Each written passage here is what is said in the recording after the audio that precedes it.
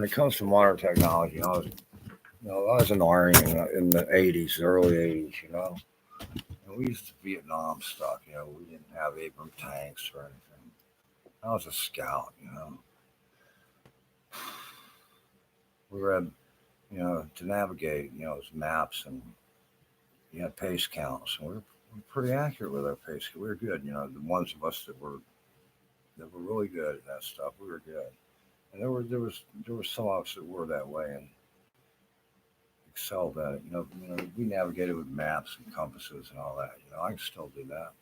I still look. I'm kind of. I wish I could, use a sextant. Like the mariners. I think that's so cool. I'm into astronomy and stuff. I have been since I was a kid. But I don't know what the fuck to do. You know, if I start getting crazy, people start going, "He's crazy." Yeah, I am crazy. I mean, savagery. Yeah, but I'm not like schizo. I don't even know most of the terms. I was having a discussion today about narcissism. I'm not sure. I've had psychology. I did a little bit of college, but I mean, narcissist. I wasn't quite sure. We didn't really discuss that, and there's a lot of things I don't know. But so yeah, I would say I'm crazy, but I get crazy when I feel like I've been I don't know messed with, treated poorly or badly, and I think that since before we moved in this house, I think since my mom's house burned down, which I took blame for because I thought that I did it at the time, and hey, how bad can you fuck up, man? 57 years old, I burnt my mom's house down. That's pretty fucking. You can't top that hardly. That's fucked up. And then at this point in time, I'm 99.9% sure that it wasn't me, that somebody intentionally did it for their own personal reasons. And the reason I think that is the things I've seen and heard. I'm not talking about ghosts or voices in my head. I'm talking about actually seeing people, heard people's voices, and I heard of talking in certain places to certain people about certain things.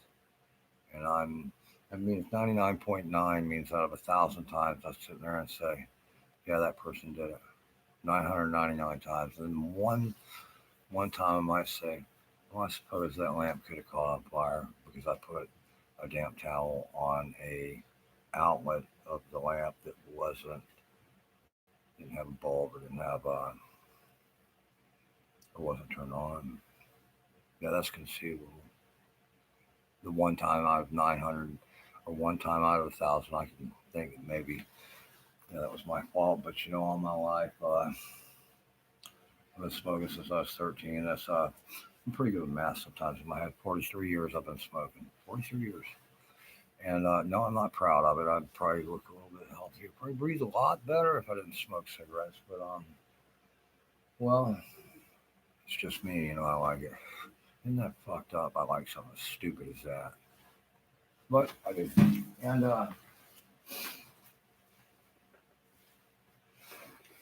so here I was taking the blame for burning my mom's house down. And at the same time, the person that burned my mom's house down, that I believe, and I don't think that they'll ever be convicted. No, I don't think that'll ever happen. And and if I tell too many people that story, well, they're gonna think I'm crazy. Like who does that? Kramer. Seriously. And so I don't even like talking about it that much, but it's fact, and I will not any longer say that I burned my mom's house down because I don't think I did. I honestly don't think I did, and I put myself out because I thought I did. I thought it was an accident. I was getting ready to go for a ride in the middle of the night when it happened, and well, I don't even want to go into it, but I thought I did it, and I was like, oh my god, how fucked up. Oh, I got somebody gave me this field jacket because All I got is my old ones from the Ronald Reagan area when I joined the Army, and they're falling apart. Thank God I got that's the only three jackets I got. You know, and from the day of the fire on, I thought the firemen, the insurance guys, everybody was treating me like crap, and I thought it was just because you know they thought I burned a house down or something. Not I didn't even think anything about it on purpose or anything. I just thought they thought it was a fuck up, and that's pretty fucked up. And I went around for about a month or two going, man, what a fuck up I am. And then I started learning things that started really freaking me out. And the things I learned, well, it's because of the time I spent in the woods when I was hurting real badly when I first got this infection that spread throughout my body. It got into my spine because the more physical activity I do, the more it spreads, and finally it got into my spine, and that is the worst. I mean, I use a cane sometimes. Some old guy, man. This guy was from like Oregon or somewhere, one of them weird states. Yeah, I'm saying that. I haven't left Florida in over 30 years, and I'm saying that. But he gave me a cane, and what am I gonna do with a stupid freaking cane? It's made from some root from some tree up in Oregon or some crap. But I'm glad I had it because I've had it for like 20 years, and followed me around. I'm a carpenter, woodworker, a cabinet maker, whatever. No, but seriously, I say I'm a carpenter because yes, I am a carpenter. You will always be a carpenter, and I am. I'm good, but I can't swing a hammer, man. My balance is good. I can still, if it wasn't for the pain, I've still got my balance though, and that's something I'm kind of proud of. But really, I've got good balance, always have. But so I've got this cane, and thank God I saved it because I got to use it sometimes. It's more like a Gandalf staff. I lean on it, I hurt so bad I go to use it to use my arms to help me stand up, and I sucked up, man. Or some old crippled dumbass, like me wearing army jackets. People think I went to the army, man. Well, I was in the army, I tell him, and then I told this one guy that, he goes, "You was to the army, man." I said, "Well, I was in the army." I didn't think much about it, just, and I started thinking, well, shit, so many jackets I got. I got three jackets. It's wintertime. And well, in Florida, it's cold tonight, but whoopie doo. Tomorrow it'll be warm. I'll take all of them off. If it was a car, there'd be winter clothes all in the back seat, man, like there used to be when I drove for a while. But I don't know what to do, man. I've heard these people talk uh, tonight, and there are holes in the ceiling where they do. Um, Everybody thinks I'm crazy. I wish I could get somebody with a camera and a witness to come over here and at least take pictures. Maybe listen to me without going, "Oh, you're just some old crazy drunk drug addict, dumb army looking stupid son of a bitch." Um, huh? I'm live streaming. I don't know if I'm. I don't know if I'm. I don't know what's going on. I can't get live chat. I don't know how to do it. I don't even know if they can hear me. I don't even know if they can hear me. I don't know if I'm on anything. Nobody. I got nobody watching. This is. It's embarrassing. Look. Oh, one person's watching. Guess who that is? Me. Me. There ain't a motherfucker watching. This is shit I could get rich off of in the next year. Be on the streaming awards like they just had. And here I am looking like some old stupid motherfucker. And I don't even know if they can hear me talk. Nobody. I'm sure somebody's going, "Who's that dumbass?" Look at me. I look like a dumbass. Well, I mean, here, I'm trying to keep the light so I can, come over to the side over here. Come over. You want, but see if you can get me on. I don't know. See, it says say something. I don't know if they can hear me. I don't know what's going on, man. I don't know what I'm doing. I know I'm live. But, I mean, I don't know what's going on. I haven't said any names or anything. But I heard them. Listen, I heard them. They were saying about killing them all. I heard that phrase multiple times. And something, and I'm not sure what it was, but the phrase itself. Over the months, I've heard certain things, and that was the phrase I heard tonight. Kill them all. And they know where I ride at night, and they know when I ride. Do you understand? And I want you guys to be very careful, goddamn it, because So where is this? Wait a minute, was it not here? it was in the house when I heard it. I was sitting right there, and that's when I decided to go live. It was my own. I don't know what to do. I can't call the cops. Nobody will believe me. Nobody believes I even heard them say. Yeah, I heard that phrase multiple times. Killed them all. I was looking for that thinking, oh God. And can they hear me? I mean, I don't even. It says say something. I don't know. Well, that's And tight. it says this. It says live chat, and I don't see anybody anywhere, man. I don't know what the fuck. I'm like a retard. Here, I can send this light. See, they can't see you if you do this. Look at this. Look at this. They can't see if you do that. These are my technical people, and they're not allowed to be on camera because they're behind the scenes. And for the streaming awards, you guys get all the awards and shit. And then you're like, who's the dumbass? Here he is. He looks like some dumb fuck. No, but I mean, I don't know if, I have live streamed in the past. The last time I did it was when they were on some shit like this. The people across there are all fucking standing outside looking at me. They're in on this. The people across the street. Just now, though? No, but they've done it every time they pull this shit. And every time I go live stream, all of a sudden I got a whole audience watching me. You know what I mean? They're watching me to see what I'm doing. And sometimes I scare them. But listen, that air handler is it's not running. But what? Hold on. Huh? It's off, right? Yeah, and why is it warm air coming out all the vents? And why is it that's what it's like. It's a super bright light. Yeah. You can see the gas I streaming. can't see shit. I know you now. can't. Okay. I'm sorry. But you can see the gas. You can see the gas shimmering. Come on, let's go outside. I'll be back in a minute. Hey, enjoy the ambience. I put on some music. But man, I'm like crazy, man. I'm like crazy, Randy. You can call me crazy, Randy. Crazy Randy. What's your name? Fuck, hey, man. I can't light my cigarette.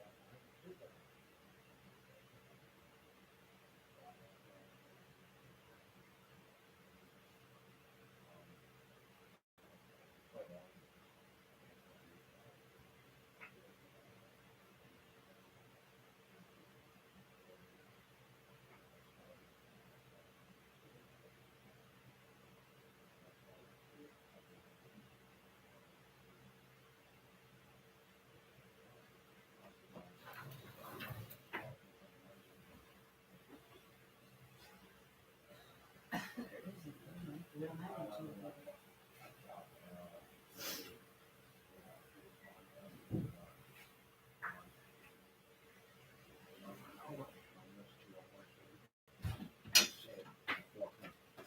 there's well, this bright light's gray out of it. But like there's there were new holes. I gotta sit down to where I can. I still haven't lit my cigarette in. I'm so upset. I see that hole where I painted it. It's reopened. That's a new hole right there. And you can look up in there and you see where there is a actual nozzle. There is a pipe coming down where they're spraying shit, and I can feel it raining on me. That's why I got this on. And I was looking for my one hat. I had my hat on. But you know, I'm not hallucinating. I'm not fucking, you know. Huh? I do know that, but I can't. I'm scared to, you know, because I've heard them say they're killing them. And you know, I'm scared that they're going to either come out or they're going to turn on. If they use fentanyl gas, you know, fentanyl kills people. I asked the guy because I didn't know when they threw me in the winning bin. I said, what if they use fentanyl gas? He goes, oh, you'd be dead. He laughed and he said, oh, you'd be dead already. Yeah.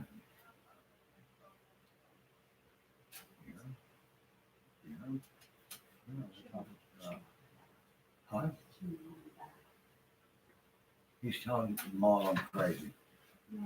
Oh God. Well, here's what I look out here. Since you've already seen this stuff, they made new holes since you guys left and came back, and I tried to put tape in them, and I could hear them walking up there. And here, take the light. There's places where there's pipes and nozzles coming down. Those aren't just random holes. They're along a line where they came through and drilled them. They poked through, and there's new ones. Right here is a new one. I got my cane and I tried to stick tape up in there. And foam was coming down where there was spewing out shit, some kind of chemical. And some of it's gas, some of it's particulate. And if you look, sometimes you can see it raining down. And I'll mop the floor and I clean up this clock that sat out there with the crazy girl that I let her borrow. And the paper towel that I used was a yellowish brown color. That's why all these walls are painted yellowish brown, so you cannot see the gas when it's being discharged. The paint was colored on purpose. And I've caulked around that and stuff, but you know, there's all kinds of places this gas comes in here. You know, when they're pumping it so hard, the eaves in the attic, they're pumping something in here, and I guarantee it's not good for me. You know what I mean? I guarantee it's not good for me. And I'm not fucking crazy, and you know, I can't call the cops. The cops gonna lock my ass up. Oh, they would be gassing you. Why would they do that? Well, my mom's not right, and she was right before this happened. That's one reason I'm so mad. And I did hear that phrase clearly. You know, it's like I don't know what was before it, but I heard sometimes, and it should be a long time because you know, you ever heard of the voice in the machine? Sometimes they hear the voice in the machine. Sometimes they don't realize that there is a voice in the machine. And I say, What's that for? huh? What's what? Discoloration. The what? The discoloration. Yeah. Everything's discolored. Everything that is white is turned a discolored color after it's been here. I have to wash everything. My telephone is a yellowish brown from all the gas that's been on it today. You know, it's incredible. Everything gets coated with it. Everything. That's why the walls are painted the color they're painted. Every wall in this house is that color, and that's the reason for it. Because you know, it's fucked up, man. I'm not imagining shit, and I can't get a motherfucker. That's why I'm watching. I'm begging people, hey, if anybody knows anything, you know, please help me. And not one motherfucker's. You know, it's like I don't even know. It may not even be live streaming. You know, it may just be fantasizing or something. You know? No, I don't know, man. They may be blocking it because it's hooked up to the satellite. You know, Where's your phone? there's phone right there. Go ahead. I don't know. You know, it's YouTube, man. I got same YouTube account on there as this. I don't fucking know what I'm doing. I'm technologically so far behind. You know what I mean? Beth knows that. I don't even know how to download apps. I don't know how to download apps. I didn't know how to change a ringtone on my phone. smartphone for like 5 years. I don't know how to do ringtones or anything. Huh? Fixed it. Yeah, because you showed me. You had. I couldn't have done it on my own. Most people, even saw, oh, here, how'd you do that? So, oh, I showed you that. I didn't grow up with this shit. I didn't have a phone for most of my life. Once I moved away from home. Put your phone on this channel. You want to see people come to see your channel, dude? Yeah. But So I don't know if you can hear or anything. Though. Can I talk? You can hear me? Really, you can hear me? So these people have been messing with me for months, and I can't get one motherfucker to help me out. I don't trust the cops because they're in on something on this. I don't know if it's all on, but some on more. I don't know who to talk to. I've tried to get a lawyer. Lawyers, ooh, I'm like hot man. I don't know why. I don't deal drugs. I don't steal. I don't rob. I don't rape. I don't kick little old ladies. I tell you what I do. I cuss too much. I'll admit that. I'm a lot of it's from pain and everything, and a lot of it's from when I start getting frustrated and crazy and stupid. Yeah, I'm crazy, but I'm crazy like I don't know, pissed off crazy. When people look at me and I don't blame me for thinking I'm crazy because I look crazy. Like that one chick from the Netherlands or where the hell she's from. What's her name? Crystal Wendy, that crazy bitch. Man.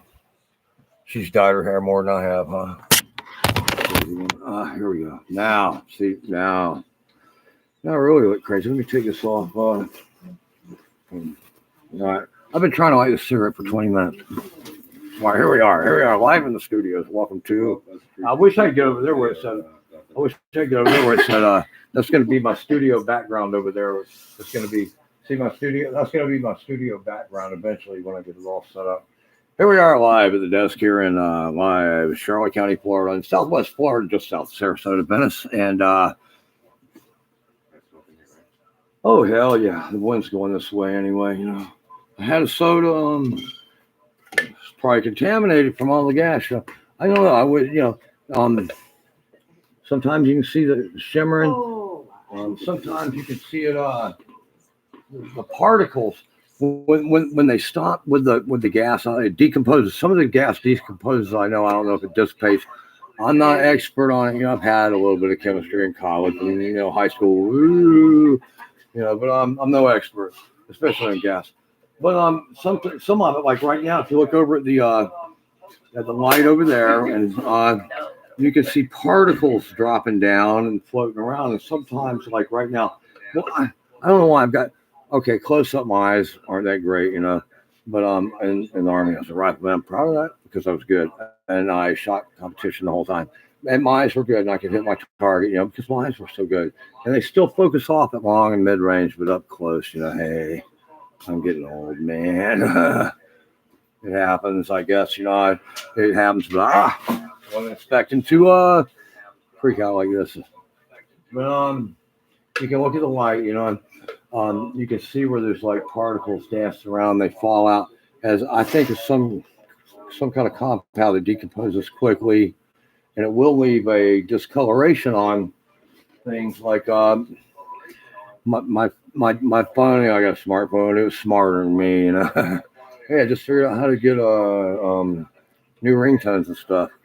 I am way behind the times. I was a carpenter. I used a framing square and a speed square and good with the tape, man. Could add in my head. That's pretty good, man. But when it comes to computers, wang dang, I'm sadly inept. My ineptitude is incredible. So anyway, and I have to ask for help, and a lot of times I don't get help. So anyway, here's the incomparable, the amazing. Let's see what's going on here. Oh, he's dead now, but I loved him when I was a kid. Let's see where my light is. There he is. It's oh my God, it's Dusty Rhodes.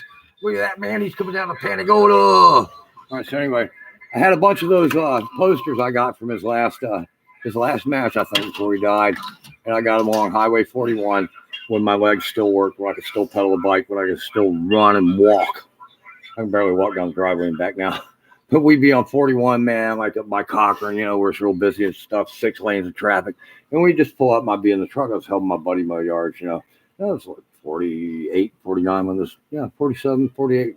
And I could still hang, running the weed eater while he's doing the 0 turn radius, And here we are, stopped at the stoplight, and I jump out, don't even say nothing. Run across 5 lanes of traffic, jump up on a telephone pole, and rip Dusty Rose's poster down. I had like 12 of them, man. I gave them all away except this one, man. I gave them all, people like, that's Dusty Rose. I said, yeah, and he's dead now.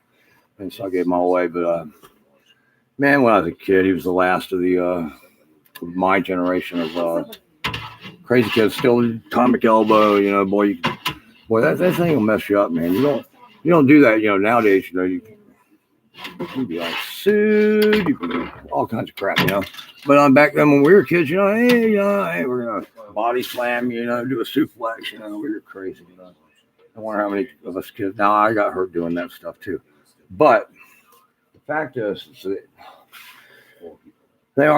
they do gases. They have caused my mom to be hospitalized. They've caused me to lose a lot of sleep. Like right now, I am in fear of going to sleep because I am in fear that they will somehow, one way or another, kill me. What's that? Is a kid watching? Yeah, you have one person watching right now. Wow. Yeah. I would, if somebody knows anything about gases, there are holes. I swear, my camera on my phone doesn't work, or I could have filmed a lot of this on my phone. I have barely a camera on my phone. I do. It films good. Good pictures, shit. But it mysteriously it's not working. Well, that's me too, You gotta realize I'm like a caveman. But anyway, I could have filmed the gas. Sometimes it'll come out the eaves. It's being pumped in here so hard. Sometimes they have tanks where they open it up. I can hear it. My hearing is very sensitive. Now you hear the hiss. I guess some people can't hear it, but I can hear it clearly. And I'm like, this some bitches are pumping gas. That's how I found out that they were initially pumping gas in here in mid-October. And people thought I was crazy. And well, the fact is, yes. In fact, I am crazy, but I'm crazy because nobody believes me. I'm crazy because when I tell somebody, they're like, oh, you're full of shit. And you're crazy. And the people that are doing it are telling people that I'm crazy. So it just steamrolls until.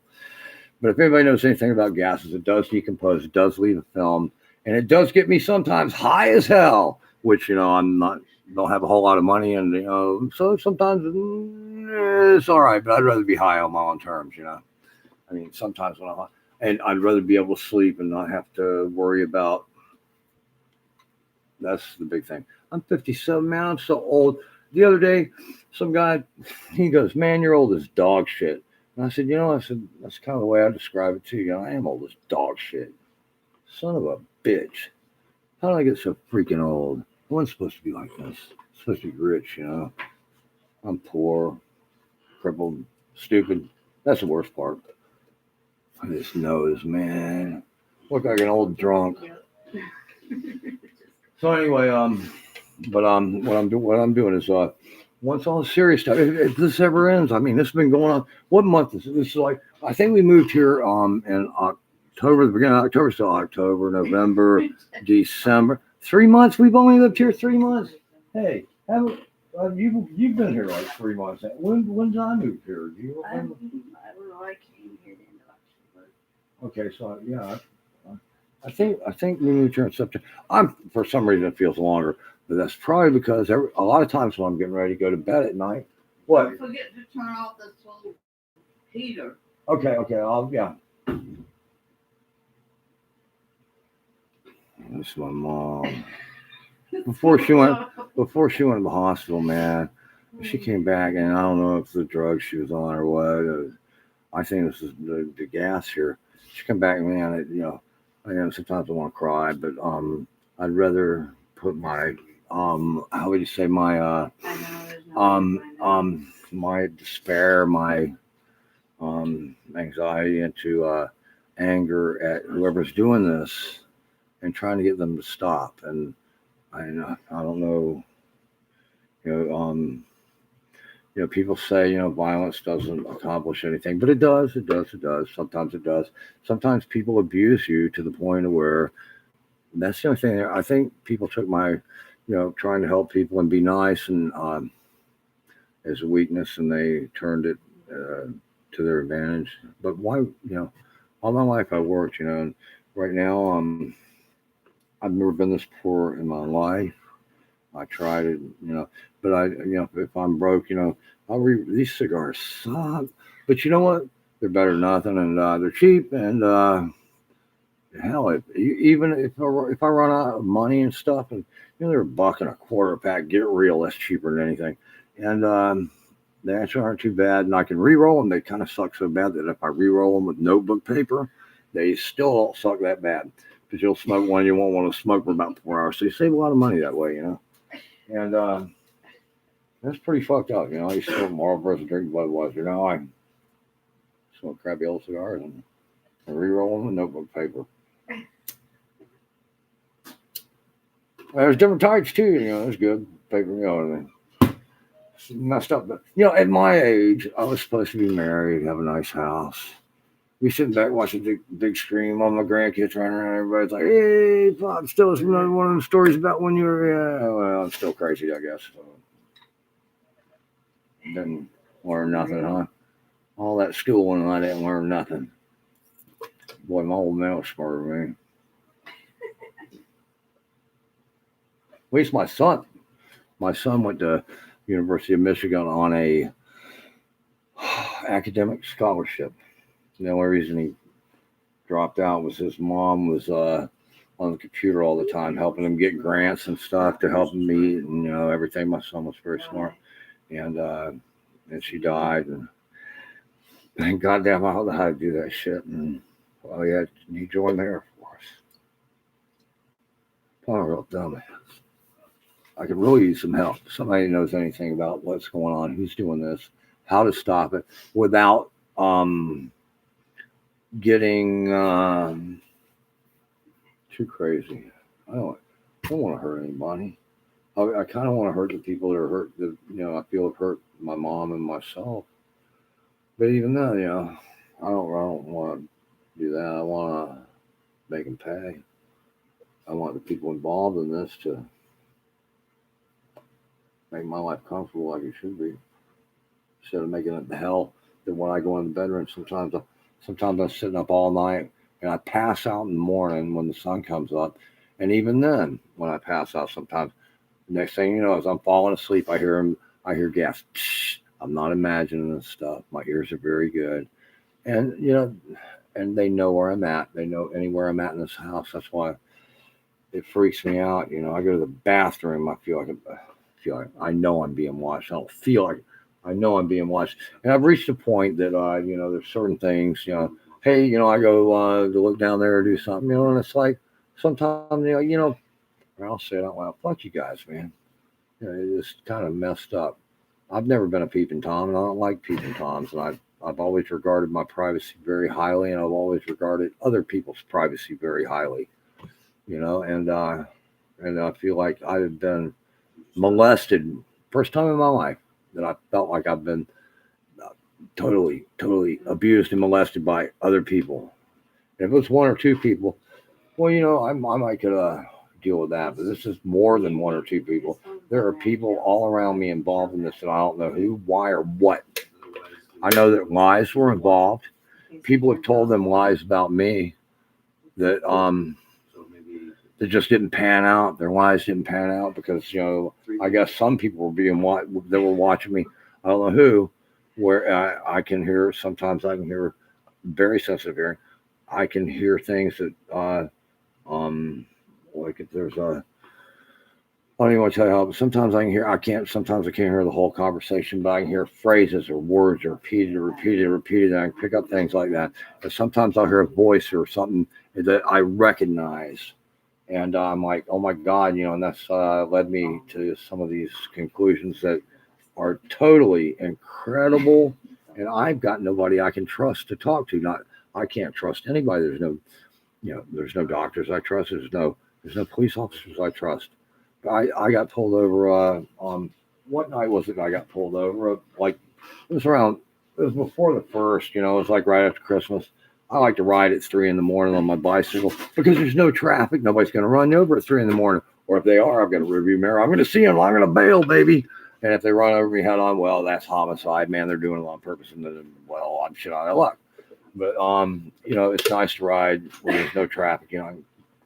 So like your bike, I can't pedal, man. My legs are fucked. But anyway, I'll go get coffee, and I don't know, man. The cop pulled me over, and I thank God he either didn't hear me or he ignored it. I was kind of like, I'm an asshole. I was like, what the fuck? And he comes out, he goes, hey, how you doing? I didn't have the proper lights, and he basically, just talked to me for a few minutes and let me go. And then, it was, and I even asked him. I said, I can't really, I can't call anybody. There's no way I talk to you. I said, I don't know. I've tried lawyers, nothing. I like somebody that knows something about chemistry. I mean, I know very little. I know enough that if I get dry ice and water, drop dry ice and water, and it goes. It's really cool. And sodium, if you drop sodium in water, sparks and everything, it dances. It's pretty cool. I had a chemistry lab teacher in Daytona when I went to college. For some reason, she liked me. I don't know. She was old. She was probably like 35. God, I thought she was like old. I could see she had 1 or 2 gray hairs. Like, man, that was one old bitch. But she liked me and everything. And every time we do something, she'd overdo it. Like with the sodium, she got a big chunk and threw it in there. I was like, wow, that's pretty cool. So anyway, like I said, I don't know a whole lot about chemistry. I know enough to, not blow myself up. I hope, or burn, you know what I mean. But I don't know anything about many types of gases that make me wake up. And I wake up and I'm groggy all day. Like, ooh, it ain't no hangover, man. Every once in a while I drink beer, but I mean, hey, come on, you're talking to a guy that when I was in Germany, when I was 21, I drank myself sober, man. I drank all day, and I was drinking. And I'm drinking whiskey. I'm as in Jim Beam, and I'm drinking Jägermeister. And we're at the bars, and I kept drinking. I kept drinking. I said, man, I'm sober, man. I'm not drunk. Nothing would get me drunk. No beer, nothing. I tried. I said, man, I can't get drunk. So I quit drinking. I was wasting money on them drinks. I had to eat. And then, of course, we're in Saxon housing. So, the red light district. Oh, great. They locked me in here. Oh, fuck me. I'm telling you, I got to tell these, I got to save their lives. Run for your lives. No, I won't do that. This guy, I think, knows how to take care of himself. I think this guy can take care of himself. And Beth, well, hey, Steve Anthony. Hey, so I am doing it. Yeah, you had somebody watch you before we started. Really?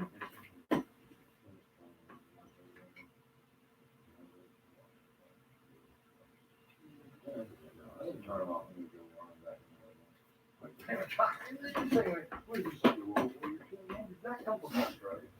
That's bad. It's like a turtle shell, man. It's not bulletproof. No, I know. I say be careful. I grew up riding bikes. I don't think I have the.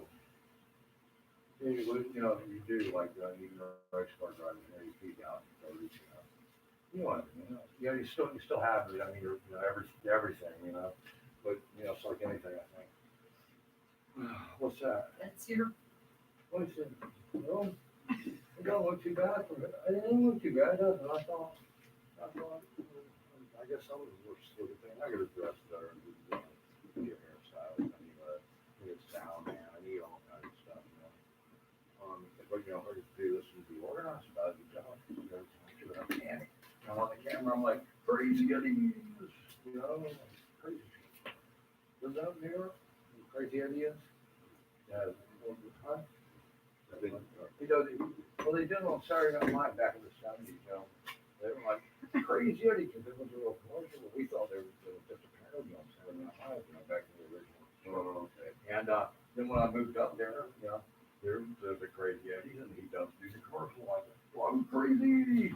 And guess what? In the summertime, when there's, when it gets hot up there, stay hot for nights, they jack the fans, they go to buy box fans like $10, like $25, and they switch and all that shit, It's crazy, man, dude.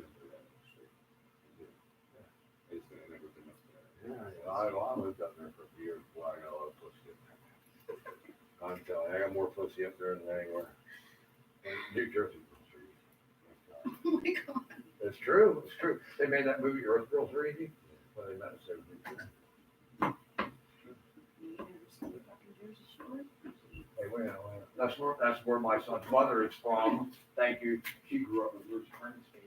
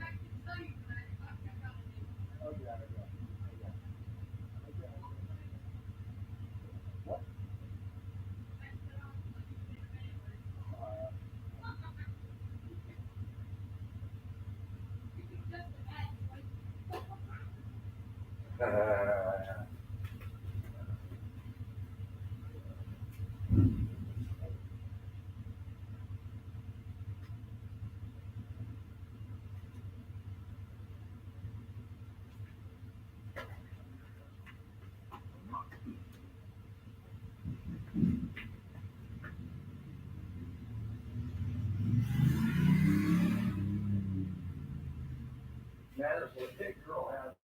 Second movie, man. You got too. That's what Hit Girl had. Ooh, that's a bad Ducatis are like, you hear about BMWs, BMWs are like this to me.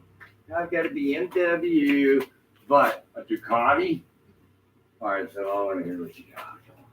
I mean, come on, I know you're just, we all, go ahead, Tom. That's some, whatever. What is it? Come on. It's a pussy melter. It's a what? It's a pussy melter. What do you call that? Because that's what happens. Wow. Wow. Yeah, I thought he was going to have something like that.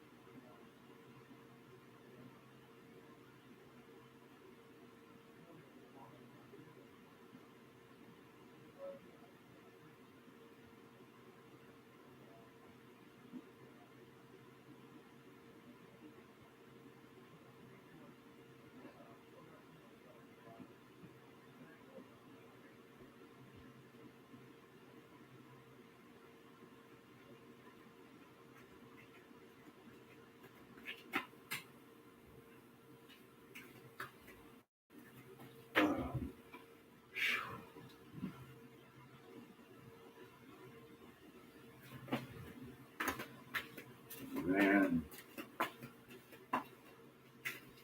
Damn. Well, look at me. I'm a goofball, man. You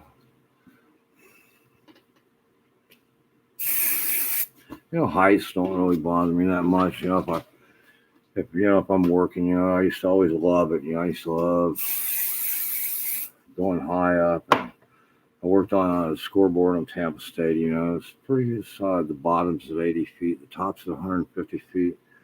I loved doing that. I felt, you know, you feel, you know, you don't instantly, you know, I had a friend of mine that say, ooh, you know, carpentry's, you know, some people are born with the ability. No, you're not. You're taught. You know, some people are taught differently, and they're taught at an earlier age, and they think that they just, oh, I'm naturally a carpenter. You know, it takes work. It takes a lot of application, just like working, you know, high up. One thing I'll say is my balance. My balance has always been good, and you know, I grew up. My dad was a coach, and he was a good coach, and I grew up, you know, playing sports, baseball, football, basketball, competitive, very competitive. I was never a superstar. I've had my moments. I've had my you know, where I was good, but you know, and I think you get a lot of balance from that. You know, in the Army, I was a scout and did a lot of running in the Army. I did a lot of physical activity in the Army. I did competition, obstacle course competition, hand grenade competition. I mean, that's fun. Of course, you're throwing for the competition, you know, not live grenades for the competition. But you know, when you go to throw a live grenade, because it's the same thing. You know, you've got the fuse that the the lever flips off and everything. So when you throw a live one, you can do that too and scare the hell out of somebody. The sergeant on the range, you know, he's usually from non-combat arms MOS, and he's trying. You know, they go out there, you know, as a buck sergeant. You know, they're out there to get more rank, and they have to learn. You know, they're running the range. You know, these NCOs are from you know, like truck drivers or not, I don't know about, not necessarily medics, but you know, like cooks and clerks and stuff. You know, we used to, and, yeah, as a scout, we would call them rumps. You know, and that means a rear echelon motherfucker. But we called almost everybody a rump because we were scouts. You know, you know, our mortar men were rumps. So you're behind us, you're a rump, rear echelon motherfucker. But you know, when you know, and then you get, but you know, it takes a lot of support to have a guy on the front line, and it does. You know, you got to have truck drivers. I remember the only thing I drove when I was in the Army, and I just, you know, I did my tour in Germany. I was like, I want to go back to Florida. What a mistake. But well, maybe it's, yeah. But anyway, I only drove an armored personnel carrier, an M113A1. Yeah, and it's the only thing I ever drove. I never got to drive a Jeep, not once. Never got to drive a deuce and a half or a 5-ton, anything. No gamma goat, stop in the cab. You have a tank, and I loaded the tank one gunner because I got pissed at the scouts. I said, I'll load your goddamn tank. Yeah, that was an experience, man. We had the old M60A3s. We were one of the last units, I think, to get the new Abrams tanks. We had the M60A3s. And boy, that was like a condo, man. You could lean back in that son bitch, man. That turret would spin around. It was great. And so we were going to this competition where we had to take two vehicles, which my friend was the driver. You know, it was driving competition, and they drove buttoned up, and it's hard to drive those things buttoned up. And they had a course, you know, and you know, some of these guys probably had been doing this, but this was our first year where we had you know, some real unit support where, you know, we were just total fuckers, and we were actually good and had good leadership, good support, you know, at all levels, you know, and we had a swimming competition, and We had a competition where we had a rubber rafts, with where we had to sit on and row them across. It was pretty cool. It was intense, and and so here we met this guy. He was a truck driver. He drove a low boy, just like it looked like a but it was army green, army. This guy, he's like, I think he was a spec for, and we get up. We were riding. We had a God damn it. We had a short bus, and it said that I was from the 3rd of the 12th Cav. Oh, man. We rode the short bus to this competition. It was a cavalry competition. All the calves in Germany, and there was, I don't know. So every time we saw a guy, a cab, a different cab, like there was the 5th cab, there was the 7th cab. You know who the 7th cab was? Custer's Cab. Custer's Cab has its own song. It's called Gary Owen. And whenever you see a Custer movie, they'll be whistling. It'll be some shit. And that's motherfucking. And they'll say Gary Owen. And, so I had friends that were in the 7th cab, Custer's Cab. They had the quarter cab, the 1st or the 4th cab. They call it a quarter cab, man. We were sort of the 12th. We were like the, I don't know what to call it. But I tell you what, I met a guy. You don't see many scouts, somebody. I have a hat somewhere that says Army on it. It's the only thing I've ever bought that had anything to do with the Army, and it's just black. It says Army. When you see the Army emblem, what the hell is that? Oh, that's the Army. I think Army says it better.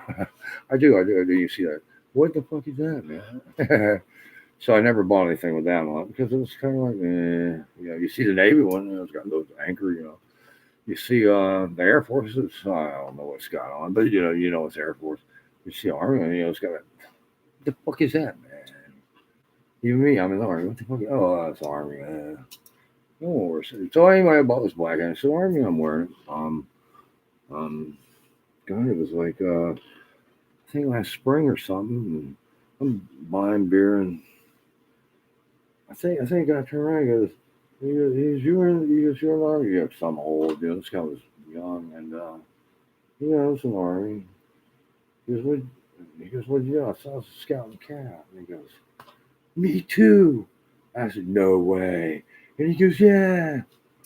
And he goes, if you ain't Cav, and I said, you ain't shit. And we were both jumping up and down, laughing and high-fiving and shit. And there were about 5 or 6 people in there, and they were like laughing and shit. Oh man, these guys are fucking nuts. And we're, but every, I think, I don't care if you were a tank, I don't care if you were a mortar man, if you're in the Cav, I think, it was so, our officers, we liked them and they liked us. I think here it was. He was probably in 20 years after me, and it was probably a whole different. I was in Germany. He was, I was trying to, communism was our main thing. I was up on the East German border a lot. You knew you were serious when you went and you picked up 2,000 pounds of C4 plastic explosives, and they gave you your bayonet. And they wouldn't give us our bayonets unless we were going up there.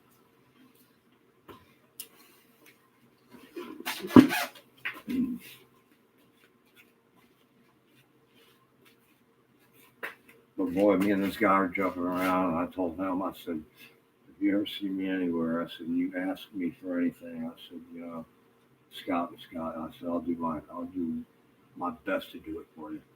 And I meant that, and I mean that. And, I wish I could have got a phone number. And, hell, I drunk and stew with him. So I think there's an undercurrent to the Cav, where you're expected to, even to this day, I think, because he was a lot younger than me, and to where I think you're expected to act a certain way, live a certain way. You're not supposed to, our saying was, if you ain't Cav, you ain't shit. We were laughing about that, Yeah, because if you are Cav, you are shit. That was everybody else's rebuttal to us, And, like the infantry, would talk shit about us. Everybody talked shit about us. we go to the field, we go to Grafenbeer. The first time I went to Grafenbeer, it's a huge place. There's people that throw a party there. We go there 30 days in a tent. Tank range is like, you're here in tanks 24 hours a day. Boom, boom, boom, boom. And you get there and it's like, wow, you're sleeping on a cot in a GP medium tent, with a bunch of other guys, you get your double bag and shit, It's like, motherfucker, we did that for 30 days, there ain't no drinking. You might get a beer once in a while. Back then, Nancy Reagan was like, just say no. And they were kicking a lot of good soldiers out of the army. I felt really bad about that, because, there were some guys that loved the army. They should have been treated better, in my opinion. Not just summarily thrown out, but that whole anti-drug push going on and stuff back then. And in my opinion, it was done wrong. And because me, I went in and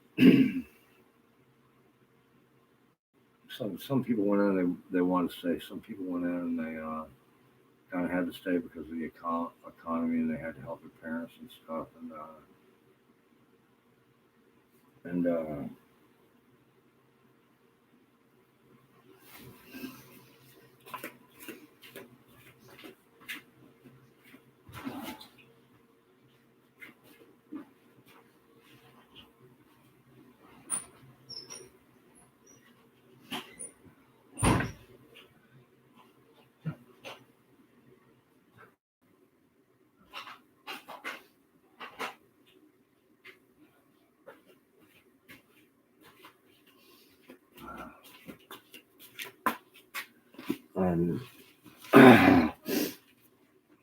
They were, and some people in other units thought that we were all a bunch of criminals.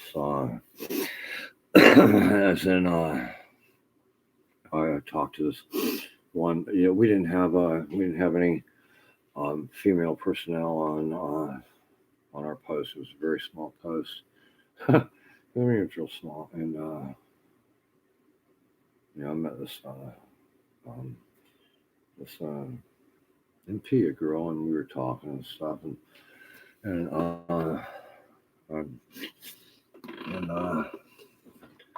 we were talking about hash, and I said, you guys don't do any of that kind of stuff, huh? Oh no, if they even think we're thinking about it, we'll get sent to a hardship unit. But you're already in one. And I said, a hardship unit. I said, really? And I said, I volunteered for this. I said, I could have done a lot of things. I said, I wanted to be a scout in the cavalry. I said, I felt that my skills, I felt that I knew enough about reading compasses and reading maps and topography and stuff like that, and I could shoot. I could shoot very well with a with a rifle. Of course, it was 22, and I understood a lot, and back then we had to take Americanism versus communism to graduate in Florida. And of course, the books were from Korea and war times or something. But it was kind of a good course. And communism. Communism is one of the things where to me, it was real. This wasn't no fake bullshit. The communists were badass motherfuckers, and you had to have soldiers up there. And if I could be a good soldier, that's what I wanted to be. And I said, yes, I want to do that. And so that's why I did. I came home and it was like, who cares,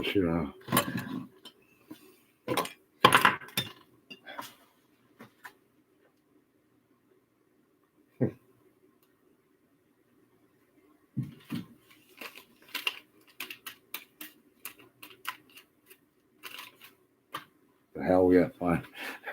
We go to Grafenbeer. I don't even bother going to the NCO club or whatever. The cab will be banned. The first day we get there.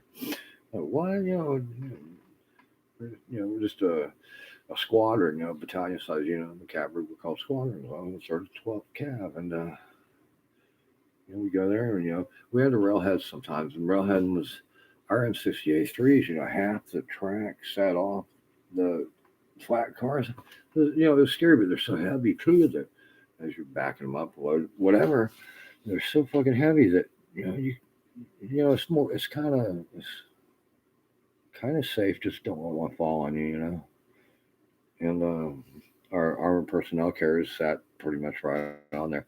You had to be careful, and it was, had to make sure you're tied down good, but the guys have been there before, were there to help you. You taught the new guys, that's the way it was. You had to teach them. There were things they didn't teach you in, going through basic AIT, mainly about vehicle stuff, First time I drove an APC, I actually drove it. You get to drive a little bit, going through training, but that was it. Not, more normal. You're on your feet. You're a scout. Somebody said it was worst job in the army. Really? We just thought we were kind of badass. We just thought we were normal. That we thought, we didn't realize. But anyway, the chick said, you're in a hardship. I said no, and they thought that, even in our own army, they thought that a lot of the guys that did what I did, that was our only option. You went in front of the judge and he said, join the army. Hell no. It wouldn't be fun then. So that was good. I did the cavalry competition 2 years. I went to USER Rifle Championships, with a team. And we did fourth place in USER in 1983, which is very impressive. I had my coach was a major named Major Schumacher, and I remember he's from Florida, I think Tampa or something, and he'd been in Vietnam, and he was my rifle coach, and he wore a patch, President's 100, top 100 riflemen in the military, and that's very impressive. And I had a swimming coach because we had a swimming competition. My swimming coach, I think, was in the 1972 Olympics, so a lot of these officers, a lot of these NCOs, and I found this out because some of the people that were in my platoon, and I was in Bravo troop, and my troop even were, they were expected to be cavalry troopers, and it's kind of, you think about, when you're young, and then you start getting older, you reflect on it over the years, and it's pretty darn impressive,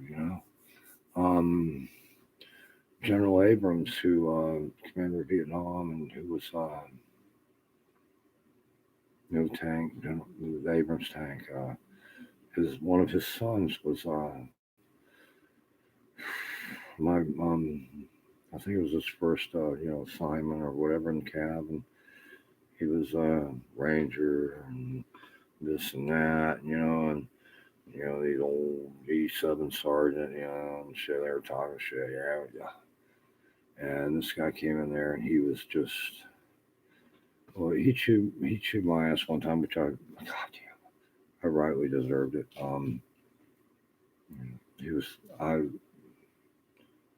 I never did my best to. He was good. He was good to the men. He was good to everybody. But he was one of the toughest guys I ever met. I wish I would have stayed longer and worked with him more, and I was getting short and I went home. But he would come into the barracks, and I think his wife was, I don't know who his wife was. I know she was very pretty, and these guys, man, they put their heart and soul, into it. His dad was commander of Vietnam, and here this guy comes in. He's my lieutenant, and I did my best to not piss him off anymore, to not be fuck up for him. It meant a lot to me, and I know that I think it was in. I'm wanting to say his first Gulf War. I think I saw him on TV, and so anyway, that means a lot.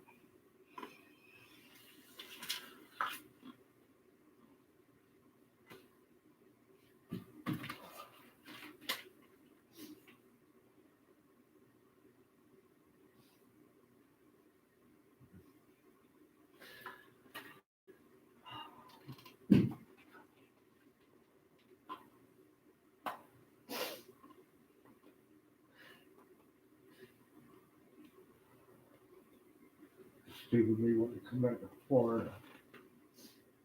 How selfish. Asshole. Oh, man. Crap. Oh, man. Me is going on. I got something to drink. Hang up is on. Done.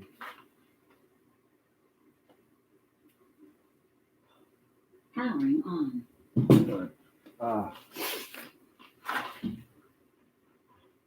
Paired.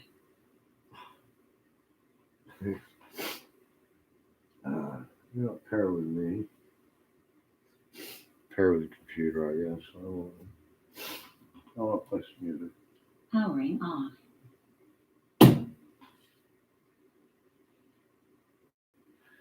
Oh, man.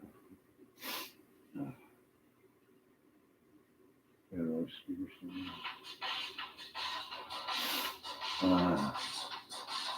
Wait a minute.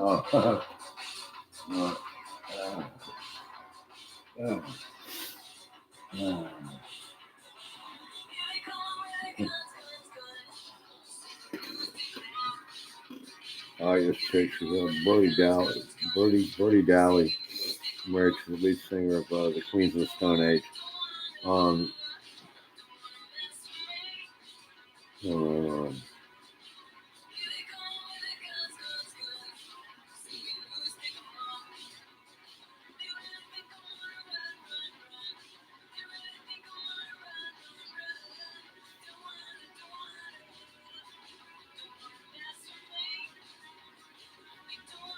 Until my legs and everything went on.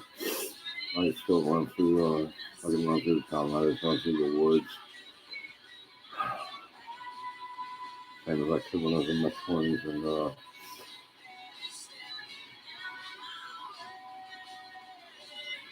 have cut my legs are all butched up from working and my legs bleed every day. You have to run through the palmettos and stuff and be bleeding, not care, it wouldn't bother me, you know. Just walk down the driveway earlier and going.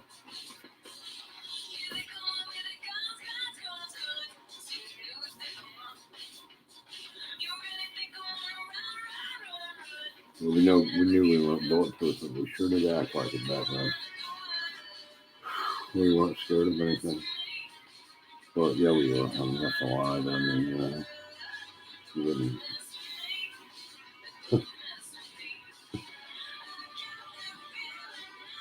we were kids, you know. Well, even our sergeants were kids, you know. Well, compared to me now, you know, well,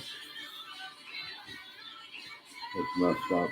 You know, I got, you know, a while, you know, 2 years ago, I had to,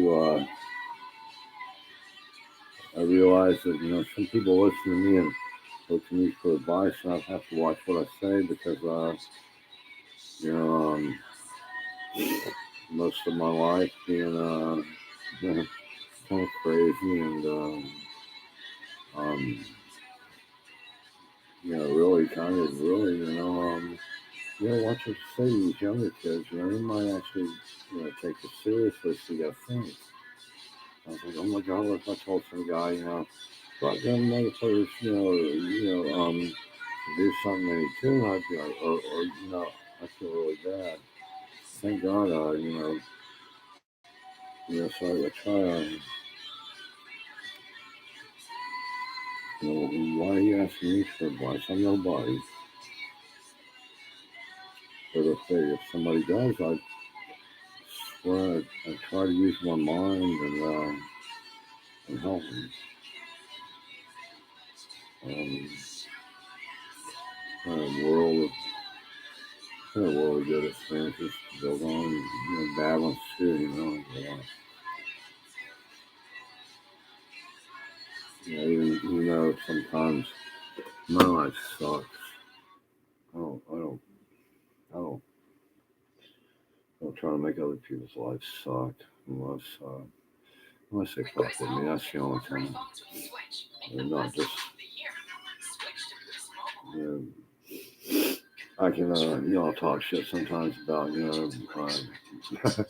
wherever you're from, I don't care, you know what I mean? I mean, wherever you're from, I can talk shit about. If you're from Alabama, you're an inbred fucking hillbilly. Well, guess where I'm from? I was born there. And, I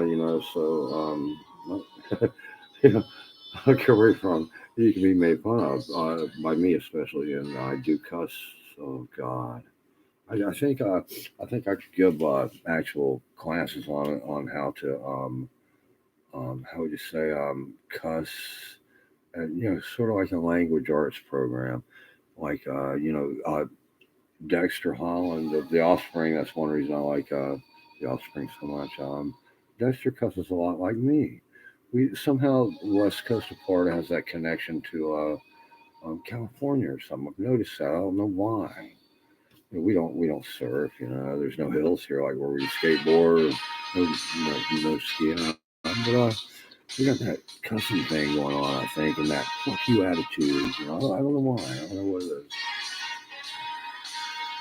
Look at me. Oh man, I'm an old decrepit.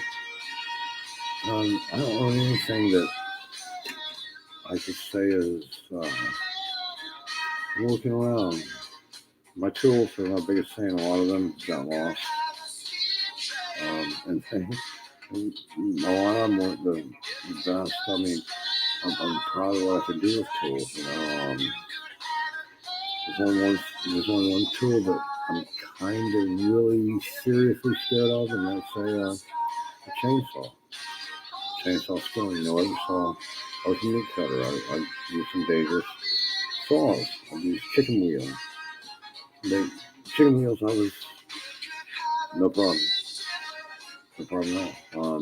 Man saws, whether it's used for wood or steel or whatever, no problem. All kinds of tools. But that damn chainsaw. I think I'll let somebody else do it. Never used it until I've used all kinds of other saws all my life. I remember, I grew up as kind of as a mechanic as my dad. My dad's from South Carolina. There's some hard ass motherfuckers from there. Remember when I was a little kid, we lived there. He would go and get 2 mules and bring them home to plow the garden. And we lived down the farm, and he had to borrow a tractor. I think he liked the mules. He said one time one kicked him in the head. He said he beat the shit out of it. And my dad was 6'9", so I believe him. So I think if a mule kicked me, I would do the same thing.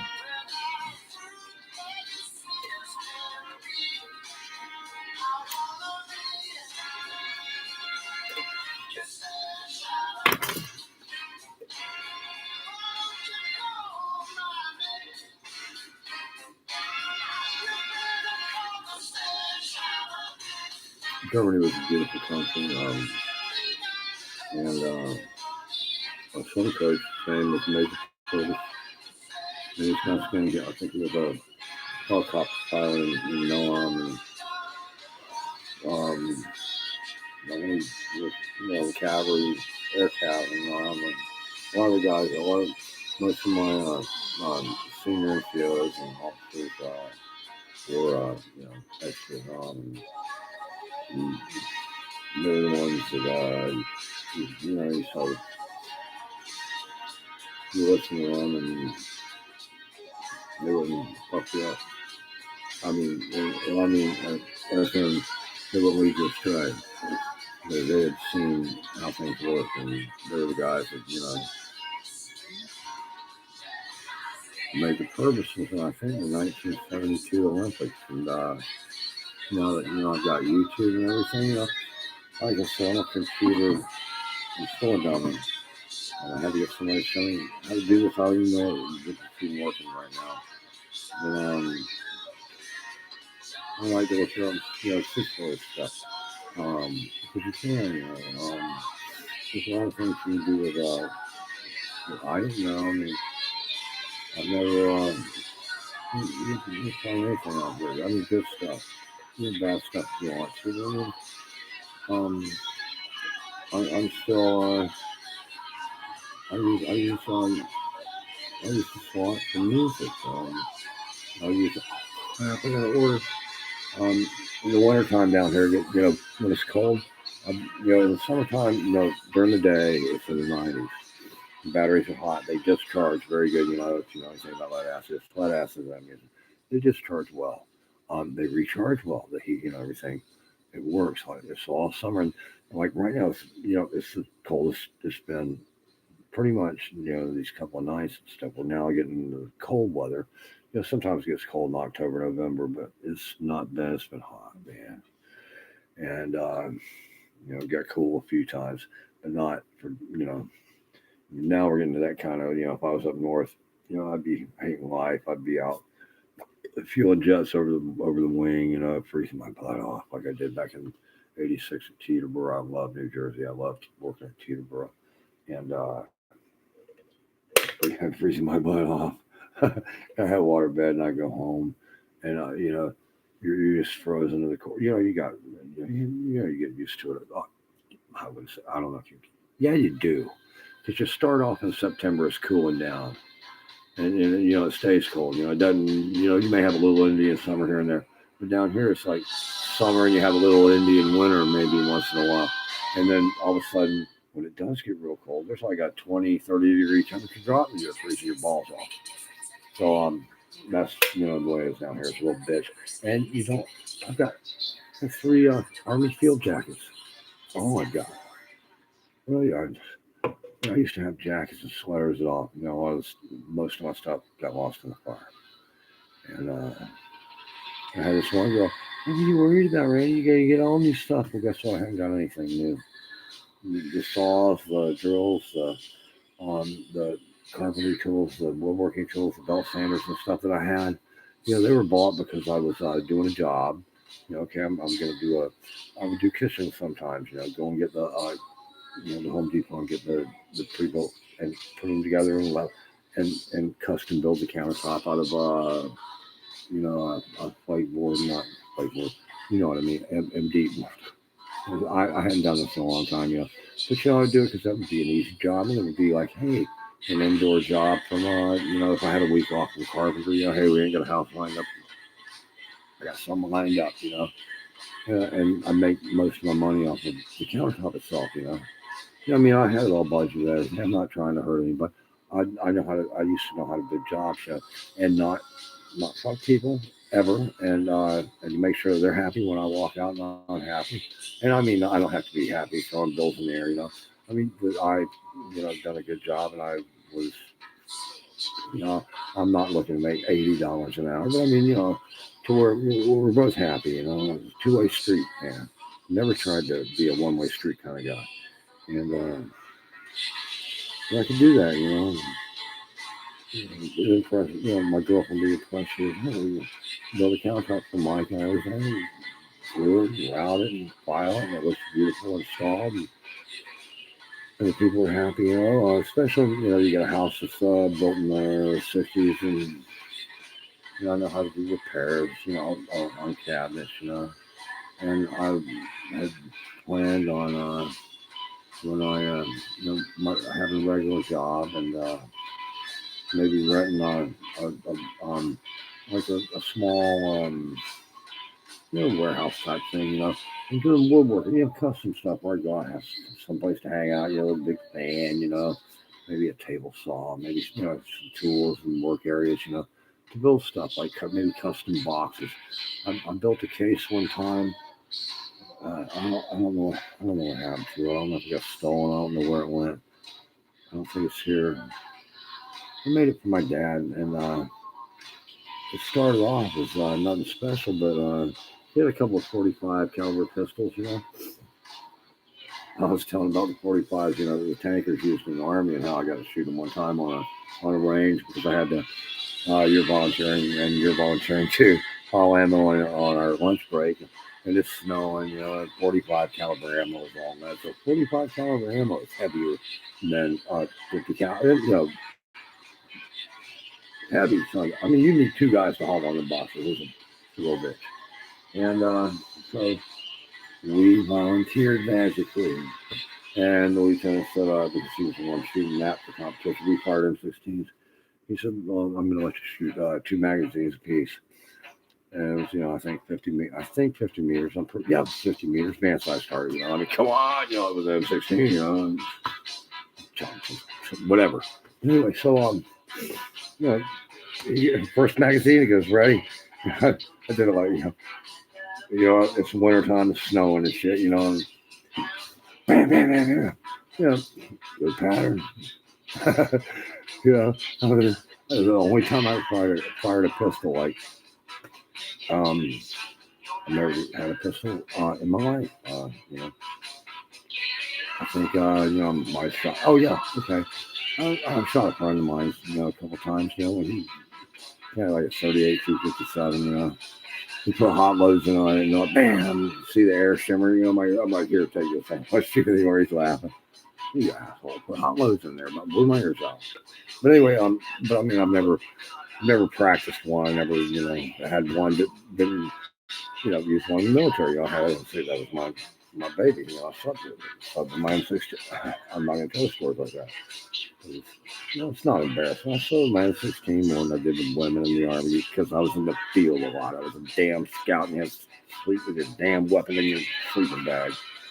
And that's why I used to like that song by the Beatles, Happiness is a Warm Gun.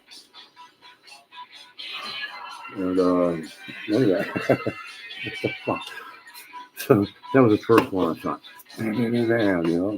He goes, all right. He goes, all right, don't Clint Eastwood it next time he gets fired the way they. I said, well, I'm not a tanker. I said, we've never been taught that way. And he goes, you fire it. You're basically facing the guy full profile. Can you be a bigger target? You know what I mean? So I did it that way. Same thing, but I felt more comfortable. Clint Eastwood. Same effect. And, I would have thought that really. If the opposing forces would have been suitably impressed also. I wasn't blown away. But anyway, my dad had to it. He heard, 45 caliber, I guess, So he bought a couple of them for himself. He let me shoot them, of course. Hey, it's gun free back then, I take them apart and clean them. A lot of my friends didn't know how to do that shit. And I'd give me that guy. Take it apart, clean it real good, put it back there. Oh, shoot, no, doesn't jam up and shit. Like, first thing you do, you get back in the field. I had an M16. I had to clean mine, which I had the same thing the whole time I was in Germany. I had an M16 machine gun. I had to clean every time. I had a Ma Deuce 50 caliber. I had to clean every fucking time. I had three weapons clean. And I didn't play. First guy to get done, got to go by the beer. And me and a couple of my friends that went through training together, they got assigned to the same, that wound up in the same platoon. Me and a buddy of mine. One, two, I think it was just, but we were good friends. I was a squad leader. He was my team leader. Me and him were both the top teams in basic AIT, And he was a tough motherfucker. He was a nice motherfucker. And brought his mom a car. And we would kind of run things. Wherever we were. Through basics, through AIT, because we were very good, me and individually, and even working with others, There's teamwork involved in most things, As a carpenter, there's teamwork. You can imagine you can, but here for you, if you're going to build a house by yourself, well, I don't know.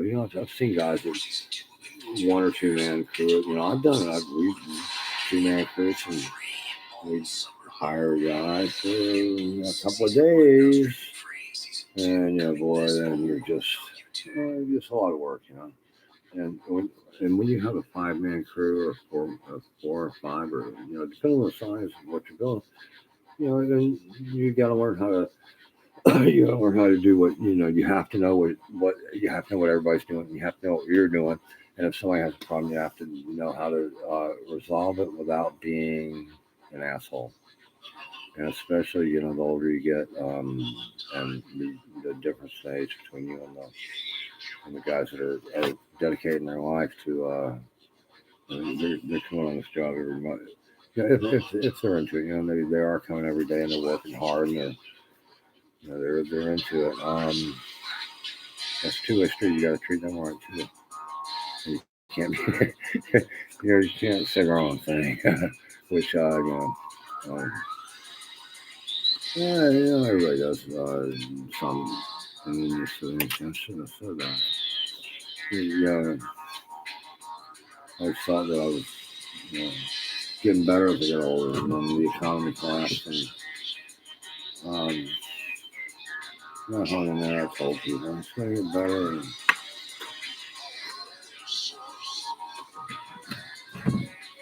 boy, it did for me. That's nobody's fault. And that's what it goes. I just try to I just do the best I can. I wish I was better.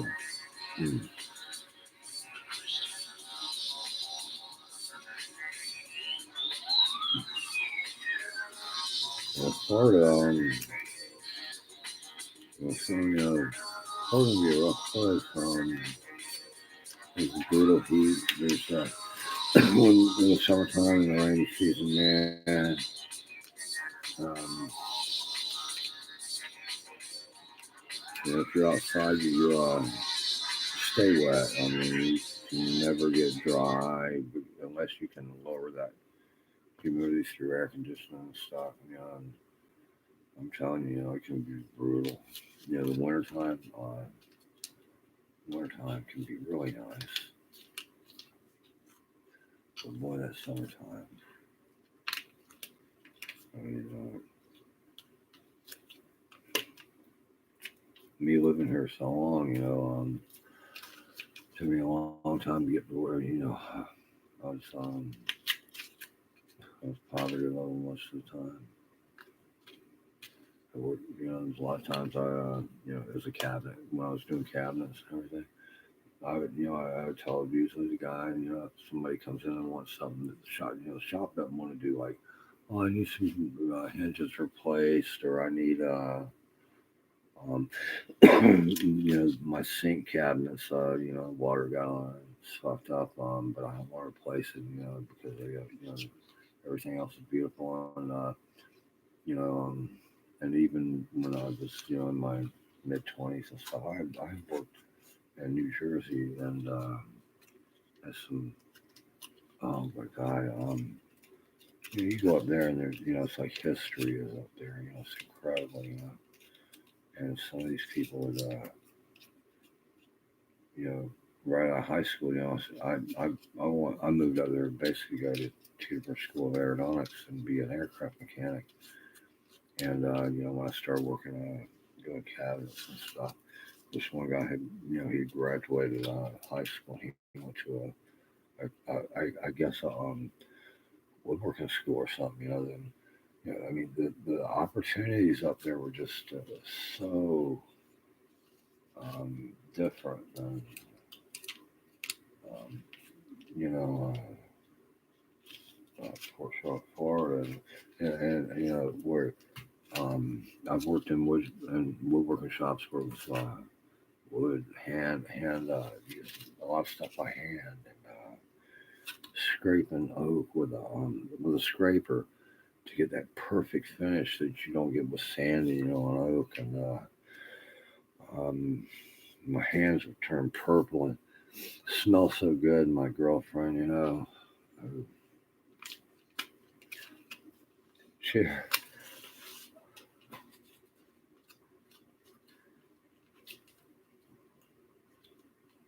really liked it.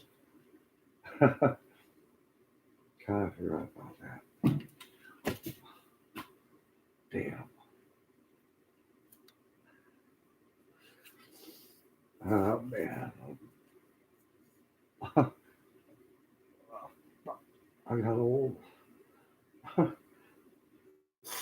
And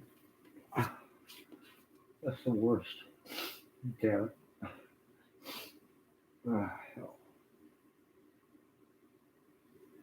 I was never scared of. Never scared to fight. I was never scared to walk in. And I don't care. Let's go. And, I even had one guy, a while back. I didn't know him. He became a very good friend of mine for quite a while, and he was one of the smartest guys I know, and the most intuitive. And he was smart. I mean, he could apply his brain. He wasn't just he would think about things. He had a analytical mind, and I was very impressed with him. And I was, but he I don't know. He would. It was when I first. I look good. I mean, no, I don't mean like that. I mean, I mean like physically. If I stand up and I'm talking to you, you wouldn't realize that I can barely stand up, and that I'm in a lot. Most of the time, I'm in a lot of pain, and I always try not to show it. And there for the longest time, I could walk a certain distance normally and look totally normal. Walk into the store, grab a beer, and walk up to the counter, thank you, and walk out. And by that time, I'd be hurting bad. But now it's like every time I stand up, sometimes every step I take is not all the time. Sometimes it's that marrying a person that doesn't know I'm fucking fucked up now, and some people think it's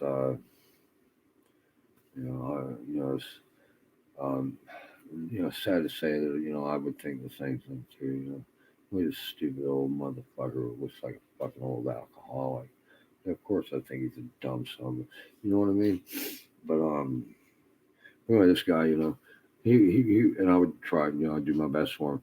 And sometimes I couldn't go to work the next day, and I think he thought, sometimes that I just I got paid some money, and I got drunk and couldn't get up, no, never. Oh God, yeah, I don't care how drunk I got. I'm gonna get up.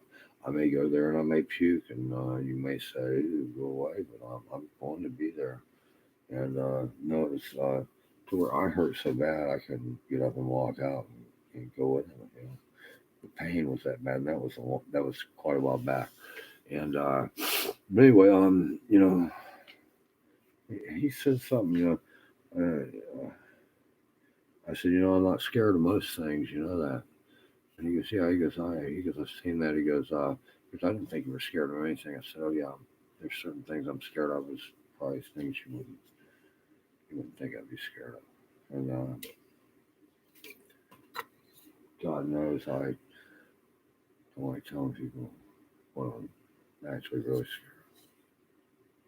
scared of, because sometimes it comes true, and oh my God, it's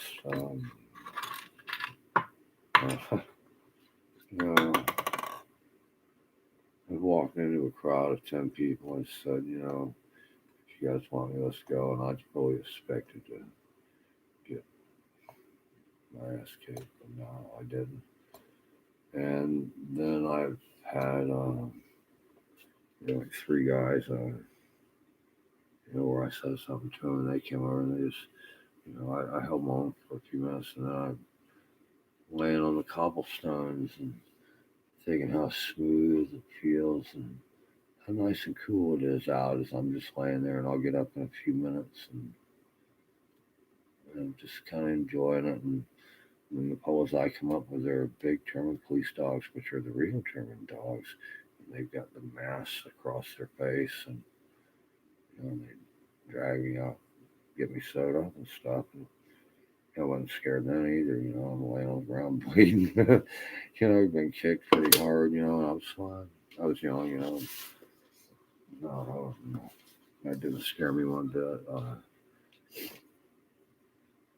Some guy coming up and being pissed off, I thought he was German, he had long hair. His wife comes up, and I didn't know it was his wife.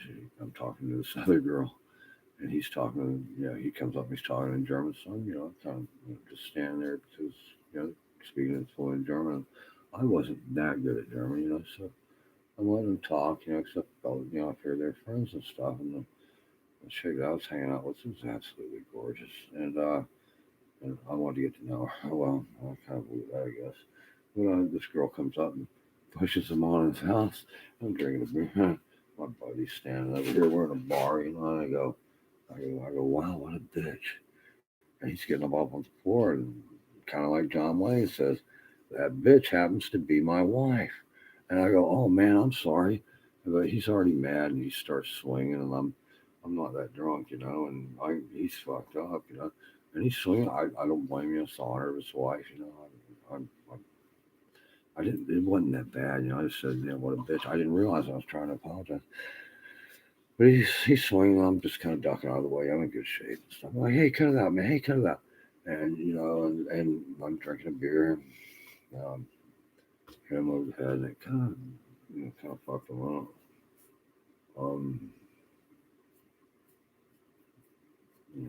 I had somebody bust a bottle over my head one time and knock me out. For not me stupid for a little while, knock me out for a minute or two. Knocked us silly. And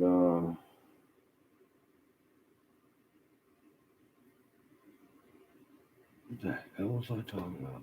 I don't have Alzheimer's yet, I hope. I'm using my neurons flash, but sometimes I spiral off into intangibility, Here, here I am, and I'm talking about the speed of light, and the next thing you know, here we are, we're taking that tangent off the exit way. Next thing you know, hey, do you know 98.7 FM? They play, how the hell did that happen? That's like kind of, is it serendipity? Is it connectivity? Is it, what do they call it? A five, something. Five, I can't remember. I used to read a lot. Since I used to read, I've lived in Charlotte County a long time. I haven't left the state of Florida in over 30 years. And we're so far south, it's like forever to go to Florida. And I haven't been anywhere in a long time. Long time. And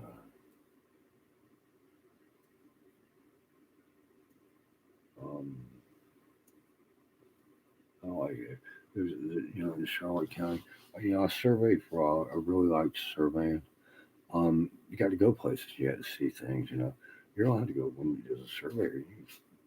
You have to cross property lines, and so it doesn't make you powerful. No, I've never seen any surveyor that I ever worked with abuse it. I don't think they're getting any. Most of these guys are, they're straight up guys. I mean, you gotta have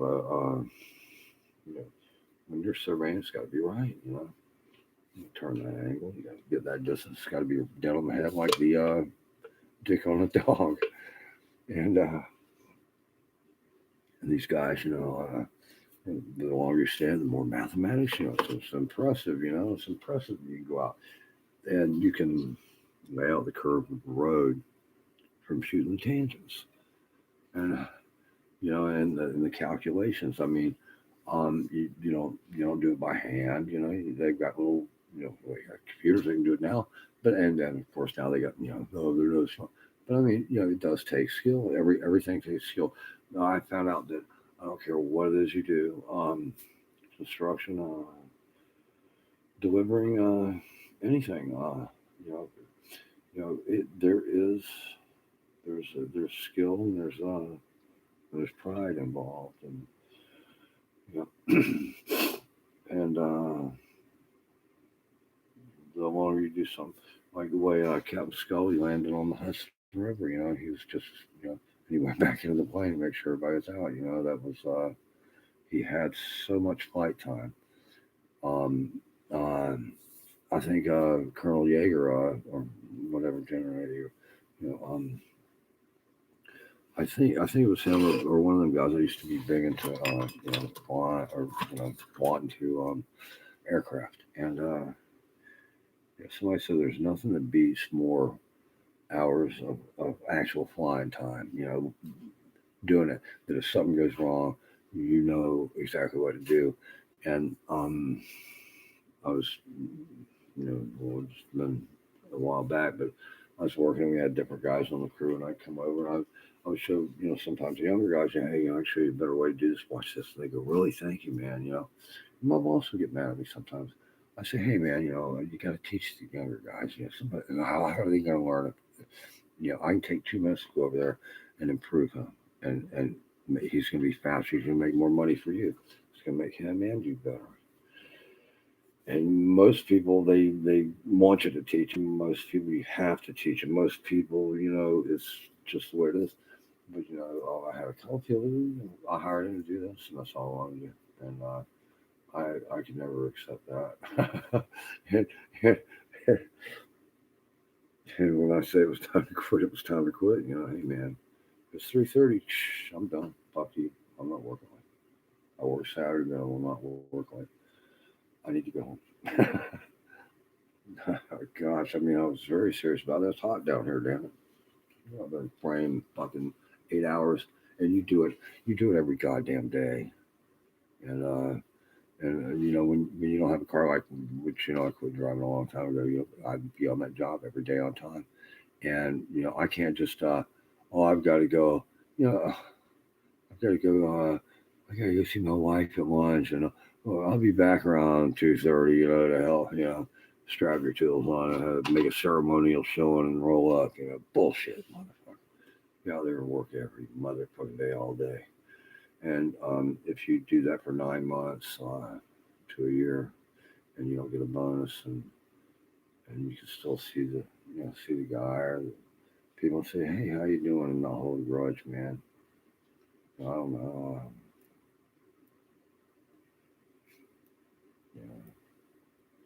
I just I'll probably be dead in 10 years. I want people to think of me as some people take their they some people blame their fuck ups. They blame their hardship. They blame their um, hatred. They blame everything on something else. And well, yeah, you can, and yes, you probably should. And yeah, I probably should. And I've always been optimistic. I always try to hang in there, and it may not have been the best thing to do. It might not have been the right damn thing to do, but I don't know what else to do. All I know is that every once in a while I had some people treat me well, very well, and I try to pass it down the line. I was a couple of years ago. I didn't even. I had my, I had money. I had money on me. I don't worry. No, there's a couple of things I won't share. Unless I know in advance. You know what I mean? It's my beer and of course women. Which like I've got so many. But cigarettes, money, marijuana, um, certain types of liquor, certain types of other drugs. I don't go chasing shit, man. And usually I'm too poor to do anything great, but I'll share the last of what I got with somebody. Food, Hampshire food.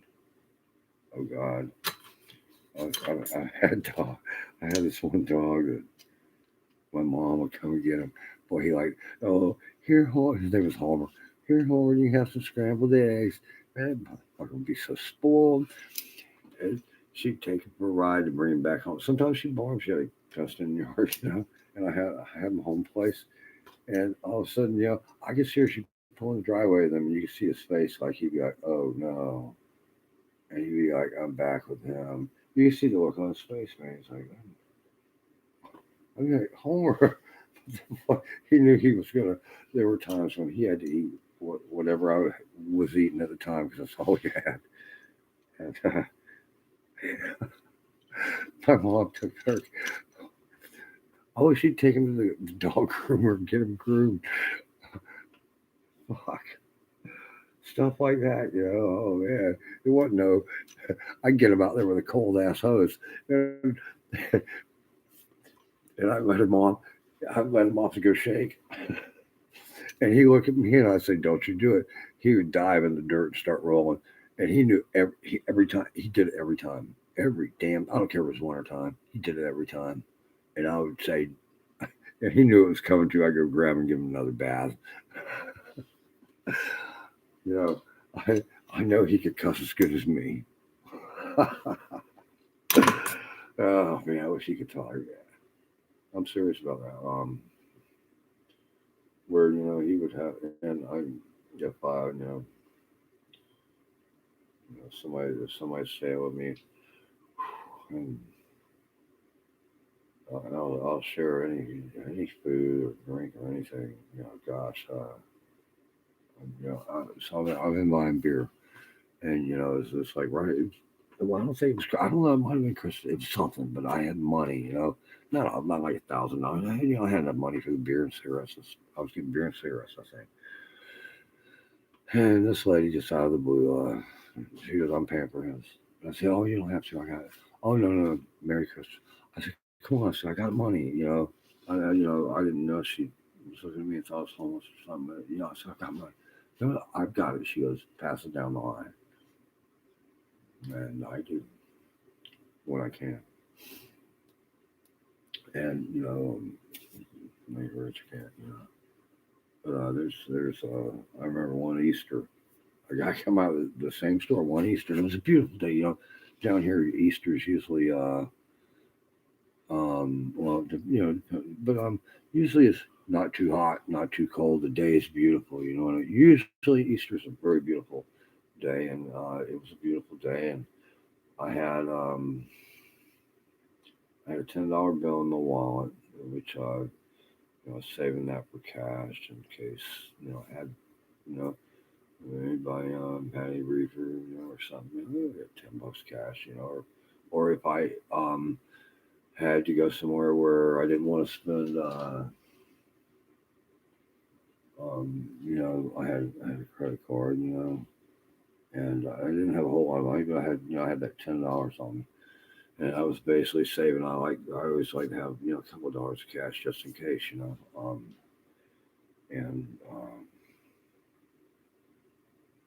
go in R&L, and a guy's coming out, and he had crutches, and he had a deep dark tan, like a roofer, and it's fucked up because I've been in court, with a good tan. I'll have a tan on.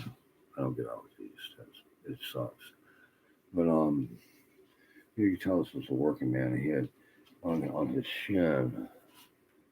It was like a big. You could tell, man, this thing was broken. He didn't have a cast on or anything, and it looked bad. And he's coming out on crutches. And I'm thinking to myself, I heard something that, the owner said to him. And, I walk in, and I can, understand, and I got what I was getting, and I go out on my bike, and I got a basket. I'll show it to you guys sometime. And I put my beer in and stuff, and there's like one bench across, the road. There's no bus service in this town, man. Charlotte County can suck in a lot of ways. I mean, really, it can. And guess where I was most of my life. And I see him sitting across there. Right? I don't even think he had a shirt on. And I think this is a working guy, man. He's kind of got treated like shit. He came out of the store. He didn't have anything. I mean, I don't know. He wasn't begging. He might have, tried to get a pack of cigarettes, and I'll pay you when I get, And I rode my bike over to him. I said, "Hey, what's up with the crutches, man? I I don't know how he broke it. He broke his leg, and he went to the hospital, and basically they just gave him some crutches, kicked him out. And they do that a lot of times, especially when you look like a working man, or you look like a homeless guy or a homeless working man. They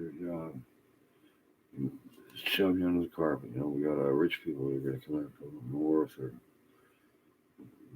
insurance, And we talked for a minute. I'd never seen him before. I've never seen him after. Never seen him before or after. And here it is Easter Sunday. And I gave him. I said, "You want a cigarette?" So, crappy old cigars. I said, "Take two. They're small." And I'm sitting there with this $10 bill in my pocket, and I'm thinking, and we're talking for a minute. I think he was a roofer. That's rough work, And I don't give a fuck. It is here in Florida. I think it is in most places. I'm just saying, and he ain't got a damn thing. It's Easter Sunday. He don't even have a beer. We ain't getting my beer. I got a 4-pack of beer, and well, I think I have more than 4-pack. I'm playing my beer. Okay. Don't judge me on my beer. I'm selfish with my beer. Sometimes. But anyway, he's sitting there, and he wasn't bummed out or anything. He's, we're talking like, two equals on, I'm sitting on my bike and stuff. We're getting Sarah, and we're talking about shit and work, and he can't work, and I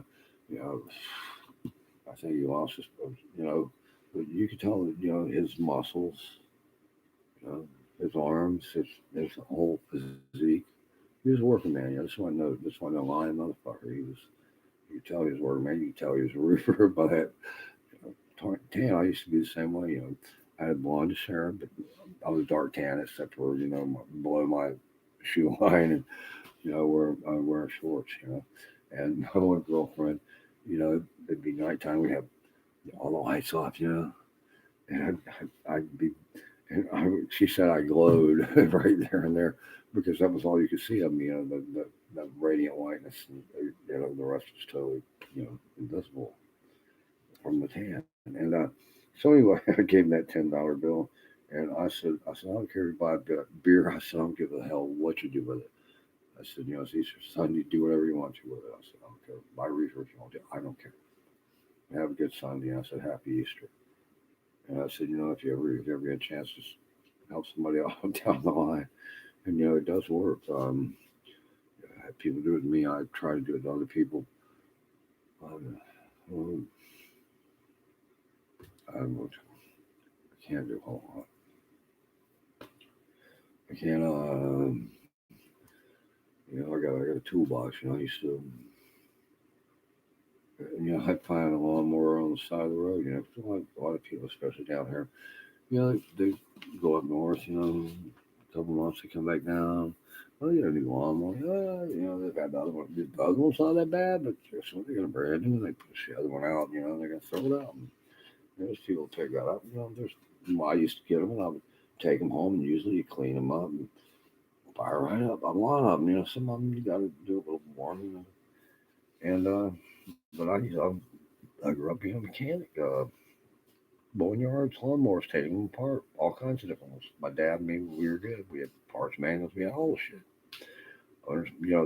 Right, commercial mowers. We didn't have any of that zero grade crap. We didn't have weed eaters when I was young. They were brand new when I, pretty much tried to get out of it because, I wanted a regular job. Well, anyway,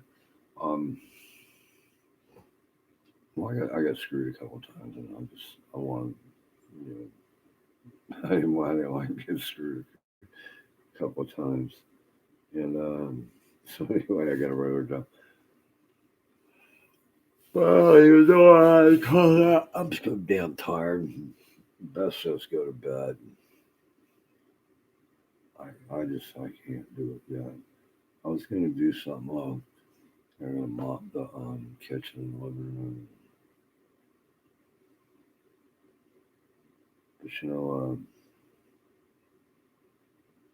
But I had a friend. He's a carpenter, and but we were about the same age. And he was a carpenter up in New Jersey. Now I wasn't a carpenter in New Jersey. I was a cabinet maker and a woodworker. And when I came back down to Florida, working, I worked. I liked working cabinets. I still did it. And then some friends of mine got me into carpentry. God bless their soul. That son of a bitch. It's funny because we all us all us guys. You got to be kind of a little. You don't have to be. You don't have to be. But most of us guys, we played sports growing up. We knew each other for years. We were the same guy. The guy that got me into it, I stuck a tack on his chair in 6th grade. He come back from the bathroom. I'm going to the bathroom in 6th grade. And I'm walking way down the hall, and I hear, yeah. Man, that was a theatrical yell, man. He saw that tack. He knew it was there. He knew I put it there. He did the theatrics, and I knew I was in trouble. I think that was about the last time I got paddled. And I was pissed, too, because I knew he was... I tell my friends now, remember that time you put the tack on Jeff Check? What, how many years ago? Well, almost 40-something, almost 50 years ago. I said, man, that was a theatrical yell, man. And he knows it was. But he could push my buttons and I could push his. I didn't hold it against the back of my house. Oh, it's fucking hilarious. I used to get the 3rd degree all the time. Yeah, you put the tag on the chair. What? I don't care. We're going to paddle you. I don't care. Oh, man, boy.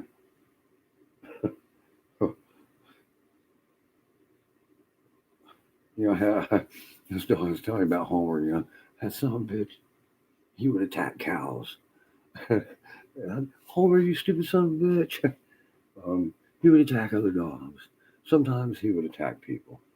And, I'd have to jump in, I don't, people really would upset me about him, But here I've got this crazy ass dog that, he was ready to fight at the drop of a hat, There was Rhodesian Ridgeback that lived down the street. And this old lady, she'd walk around the block by dog, These dogs hated each other. I don't know why, Boy, they like to fight though. She tied that Rhodesian Ridgeback up to a tree by her house down the road. And sometimes my dog, I'd say, come on, Homer, let's go in. I'd let him off his chain. And we start going in, and all of a sudden he'd dash out. And I go, Homer, you motherfucker. And that's when I'm pissed off, I was pissed off.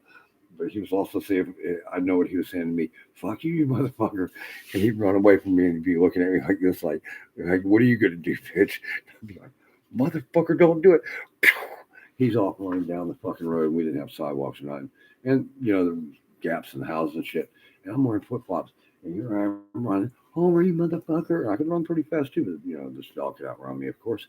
And he's just fucking balls to the wall. He's growling while he's running, And this Rhodesian Ridgeback knows he's coming.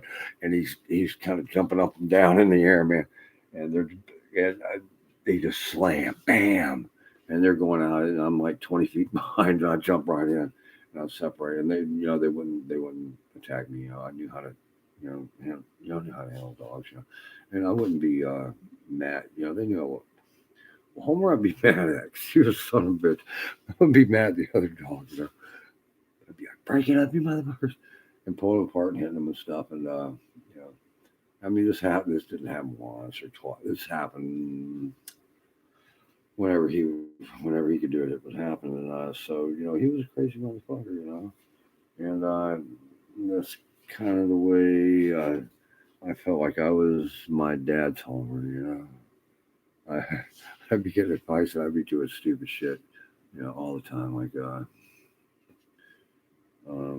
it's stupid, And, sometimes my dad would, sometimes he'd be mad at me. Sometimes he'd be like, oh, my son's a dumb shit, crazy motherfucker. Just like that dog I had. So I never had a bad dog. I had crazy dogs. Never bad.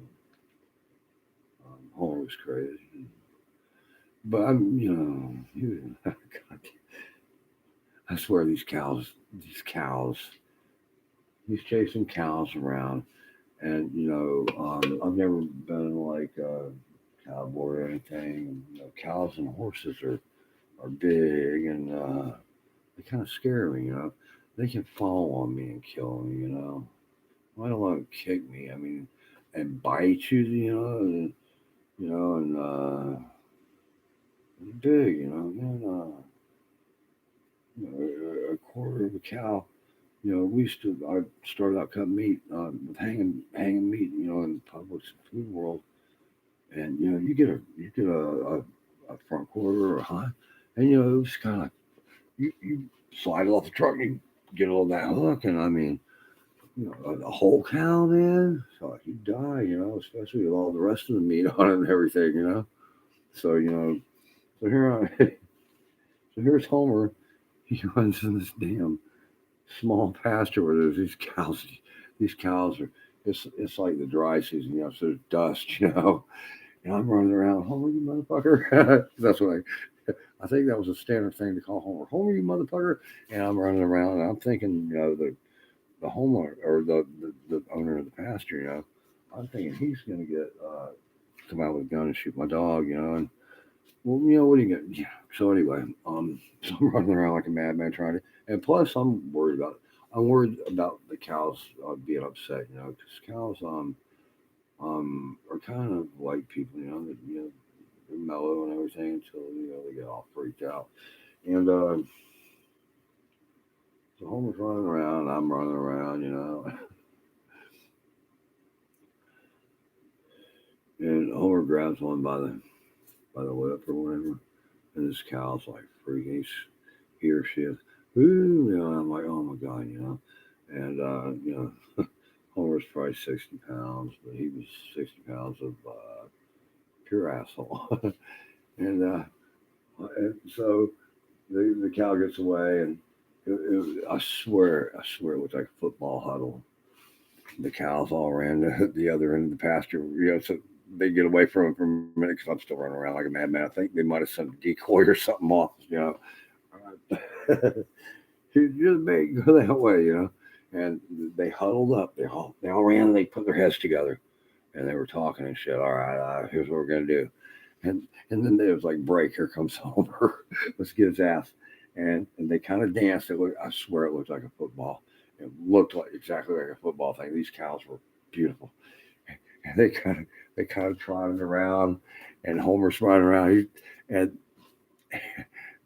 one fainted one way, and one fainted the other way, and this other one, with both rear hooves, kicked him sideways in the chest, and he came about the side of the fucking ground, spinning laterally. They kicked the one cow. I mean, it was so perfect. I mean, it was a setup. I mean, this was not some random act.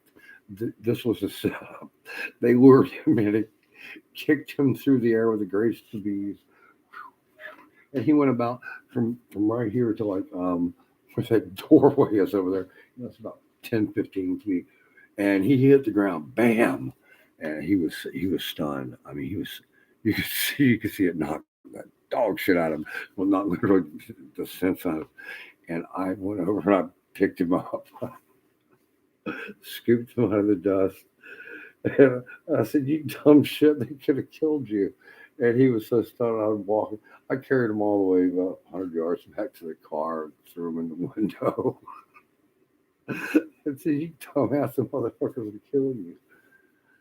God, man. It was those cows, it was a thing of beauty to watch them kick his ass. I mean, it looked like a human football team, except it was more beautiful than that. I mean, these guys, they were dancing. Dude, I mean, just like they weren't full running. They knew what they were doing. They were communicating. They were communicating like we could communicate with talking and walkie-talkies and stuff. And they kicked his motherfucking ass, and he deserved it. And it was fucking so great, and it was so beautiful. And I don't think he learned a goddamn thing.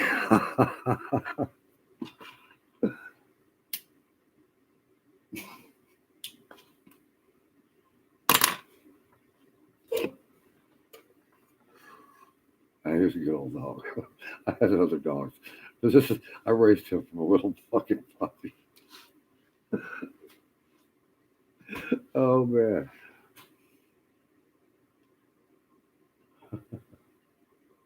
No, I had a lady give me a dog, and she was a very nice lady, and all I say is, you know, and, she had raised him from a puppy, and you could tell that she had raised him. She was a very nice woman, and this dog was the nicest dog I've I've ever had, and I would take him for walks. Yeah, he wanted to meet people. He wanted to meet dogs, and he was just happy socializing. And it was a big change for me from that dog Homer was my only dog, but I raised him from a puppy. But I could really see the difference on a dog. And he was raised. I raised my dog Homer when I was like in my late 20s, early 30s, working a lot, very competitive, very on the go, from place to place all the time. And you could really see the difference in the way she had raised them, the way I raised mine, and their attitudes. And dogs are still dogs. I mean, they still they see a squirrel, they want to go get it, But the way they react towards other dogs and other people and everything too. Oh no, believe me, this dog wasn't afraid to fight or anything. It was just, he had that total laid back. He was a very, I think she raised him as as her friend. And I was explaining to my friend one time. I said, "You don't like canned dog food?" I said, "I've never had a dog that didn't like canned dog food." And he said, "Well, she raised him. There was times when he probably had to eat what she had to eat, and she had to share with him sandwiches and stuff. And like you had, he was telling me like you had to do all that stuff." I said, "I never thought about that." This dog loved hard dog food.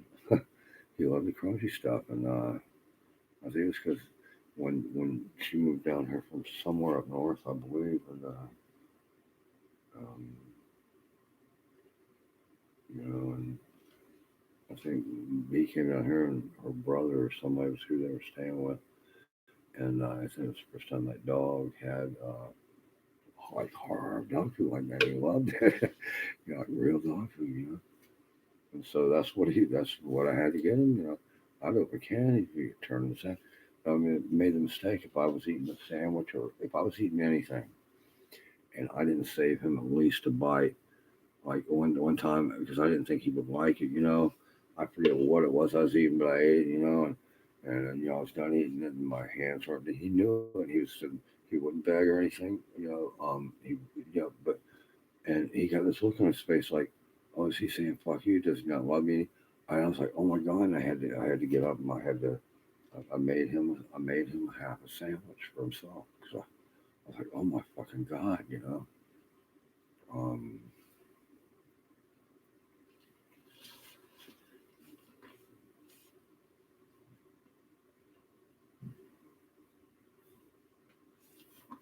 dogs count.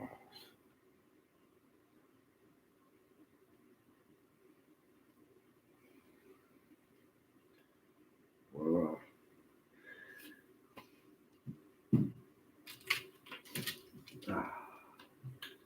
give me a break.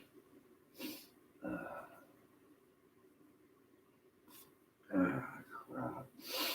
I'm gonna be up anyway. I can't sleep. Um, the dogs really do count. Ah,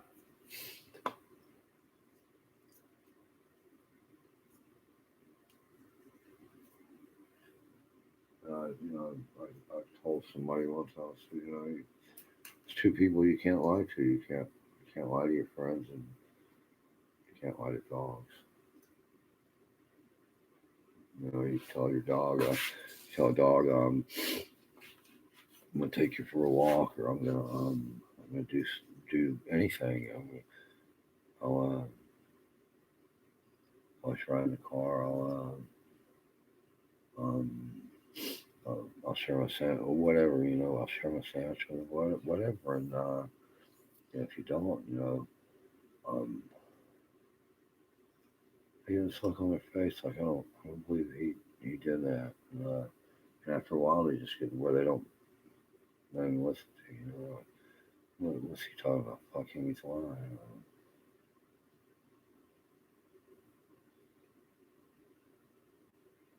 Whatever you tell me, if you say I have to leave and I'm not going to be back, the same thing, Um, you like to sometimes when you're fucking with them, but don't, and not all the time.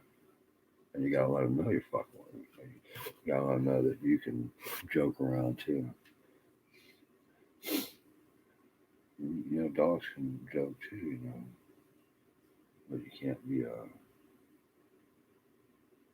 liar. What if they you know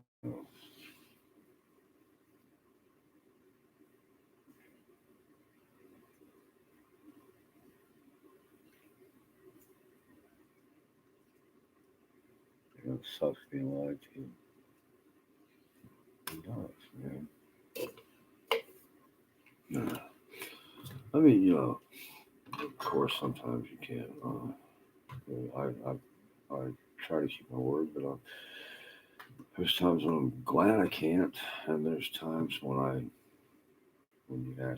actually can't. I feel bad, but I do try to keep my word. If I say something, right, I try to be a man of the word. There's been times, there are times when that's all you've got. No, you don't mean shit. When you say, hey, I'm going to help you, or I'm going to do this, and especially, I think my mom when I say, especially old people, that can't, or young people that look at you and trust you. I mean, both ends of the spectrum, and everyone in between.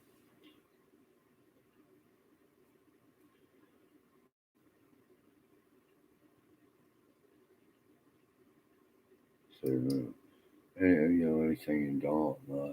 I mean, if you're, sax, I mean, people understand that. If there's a, oh my God, I forgot, or oh my God, I got sick, or some, but you know, I'm, I just try not to lie. Number one, because I'm not very good at it. Because I'm not that, I don't know, smart. I'm not that comfortable talking. Not so much talking to people as I like talking to people. I like two-way conversations. I like when people communicate ideas to me. Especially when we're kind of on the same wavelength. And I've noticed. You can't. It's the same. I'm saying where I've tried to interest somebody like something on like a video on YouTube or something. A video. I'm a rock and roller pretty much. I listen to other stuff, sometimes, but I've pretty much always been a rock and roll. I like hard, fast rock and roll.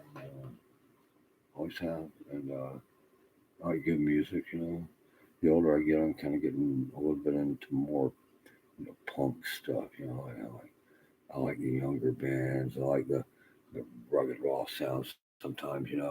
And this band Skating Polly, I had read about them for a couple of years. Skating Polly. I'm thinking, what are they? Are they some punk band out of California? Or are they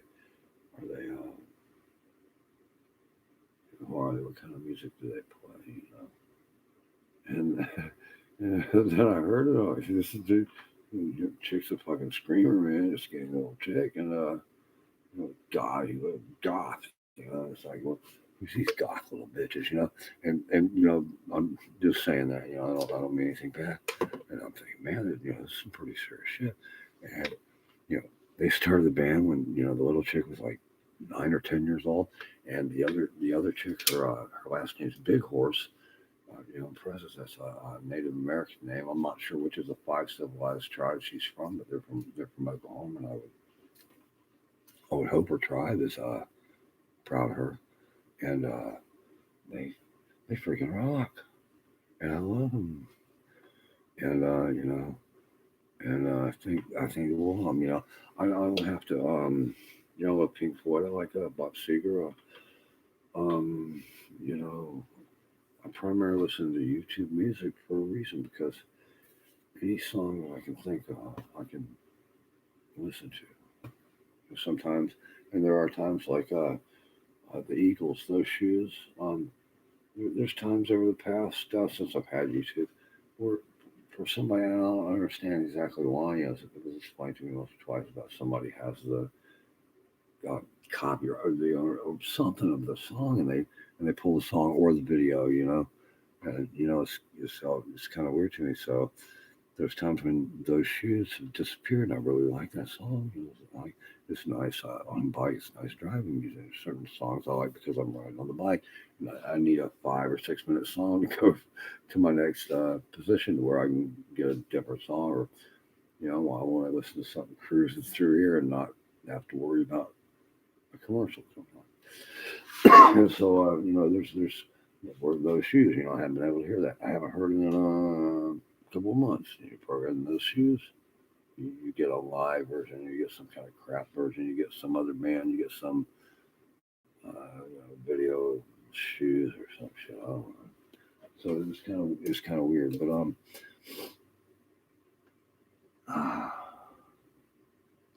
like I said, I use YouTube because like Michael Nesmith of the Monkees, and it's, Sunset Sam, I think is the name of the song.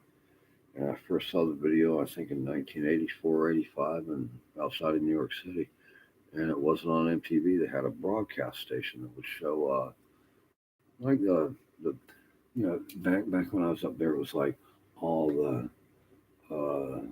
everybody wants to change the world, that crap, where they're, oh, it's so slick, so smooth, so produced, or there's beautiful girls, or there's everything is so perfect or so whatever, And here they are showing Wall of Voodoo Mexican radio, which which looked like a real low budget video.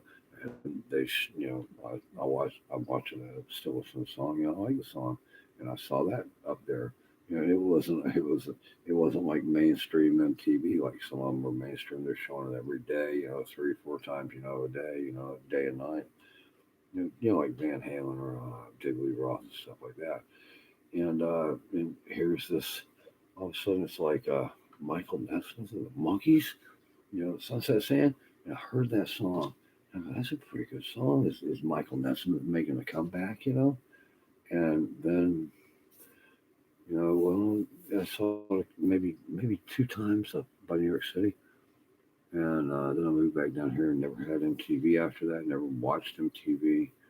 So I worked all the time. If I wasn't working, I was home. I was married sometimes, and if I wasn't, I was shooting pool and kind of chasing women or whatever. And so I never saw it again. And then, a couple of years ago, 5 years ago, or whatever, I got a smartphone first. I had YouTube on. I'm like, yeah. And YouTube. So here I'd write down songs, so I can remember them, And I remember Michael Nesmith, Sunset Sam. And I saw that, and when I watched that video, I was like, for the longest time I would play it and it'd be one of my morning songs, you know. And I would love to sing it. And I had dreams, you know, a couple of years ago, I had dreams, you know, of I would ask people, you know, girls, you know, especially, you know, because sometimes young girls like in their 20s and even in you know their 30s and stuff. You know, I meet them, hang out, you know, be partying or something through you know through other people or whatever, and you know, say, hey, you know, you know, you sing karaoke, you know, because I'm kind of hoping that maybe you know I could sing and they could be my backup singers, and you know we could you know kind of you can do that stuff. I think Minnie McCready did that, you know, from what I understand. You know, she went to all these karaoke clubs and competitions, and she had a you know videotape or whatever where she was doing all these songs. And when they saw her, heard her, you know, and you know she was beautiful, she was good, and you know they set her up with a backup band, and that's how she became famous, and it's pretty impressive. And I wanted to do it just for something to do, you know, because I'll you know I go way out in the woods, you know, where there's nobody out there, you know, during the day is one thing, you know, sometimes during the day, you know, what's doing, I'm singing along to my music, you know, my Bluetooth and just stuff, you know. And sometimes I go out there at like 2 in the morning, 1, 2, 3 in the morning.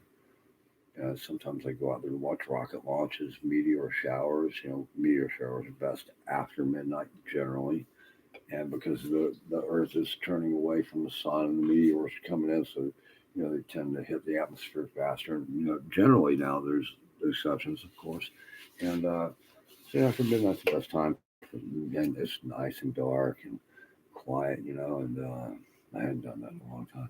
I used to do it quite a bit, and I'd go out there sometimes, you know, riding around 2, 3 in the morning, singing all kinds of songs at the top of my lungs. You know, there's nobody out there. I hope. And then I start seeing people out there. It's kind of weird. And then I stopped singing karaoke. But the thing about singing karaoke, when you're missing teeth, you can't do it anymore. You can't sing. Um, so I can't do it anymore. I can never sing karaoke. It doesn't work unless I get false teeth, and then you got to relearn how to. I think use you know inflection and everything. And then that I get to relearn it. I guess if I ever get false teeth, you know. But you know, I would have really liked to, you know, been able to do something, even just for fun. You know, there was times in the past where they would have karaoke, you know, some pool hall shooting at, and come on, sing, you know, and there'd be girls, you know, you know, it's kind of nice to, and even you know, older ladies like my age, you know, yeah, I was back in my 30s, and well, you know what I mean, and you know, you know, just checking it out, you know, hey, you know, they think you're singing all right, you know, damn. So you know, yeah, it was a dream of mine. And pretty much like all my dreams, yes.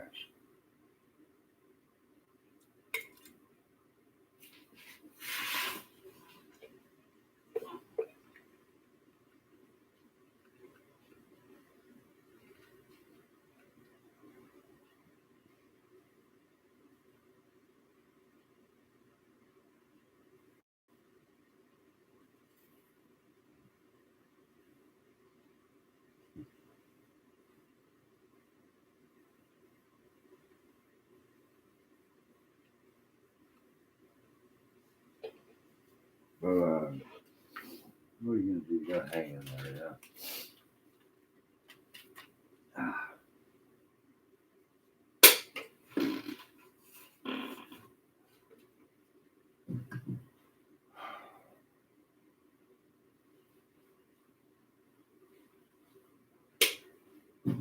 you know, you gotta hang in there.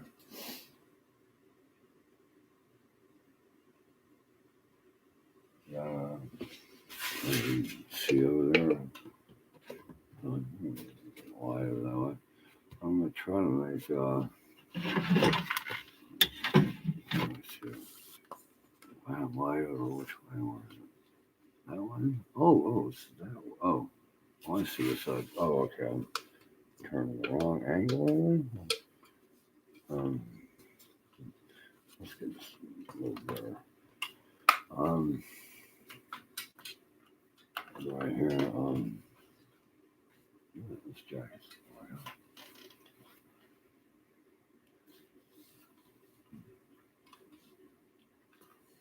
Where's that field jacket? Ronald Reagan gave it to me. He was my boss.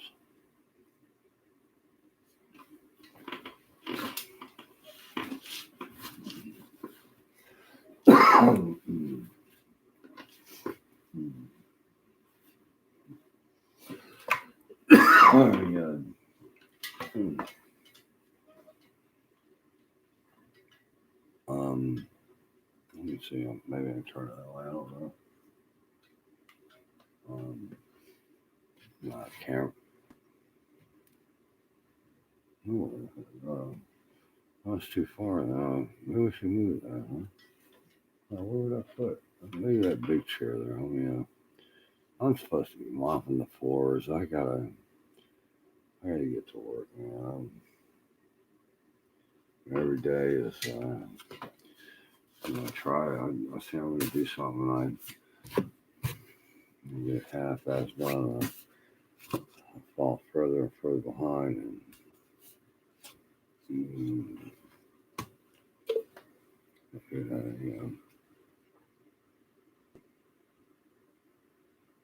they're at laundry. So it's cold. I got a mop floor. I got a steam mop. Thank God. This one girl showed me how to use it, and mom bought it. I guess or got it or some shit. And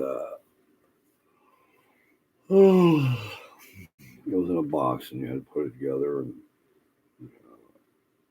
And this girl, she showed me how to put it together, and she showed me how to use it, and how it worked, and I was a little impressed. And I use this bitch all the time now. Some chick showed me. Here, there's a bucket of water. You're gonna love this. No, I'm not. No, I'm not. And I wound up, doing. Yeah, she was right.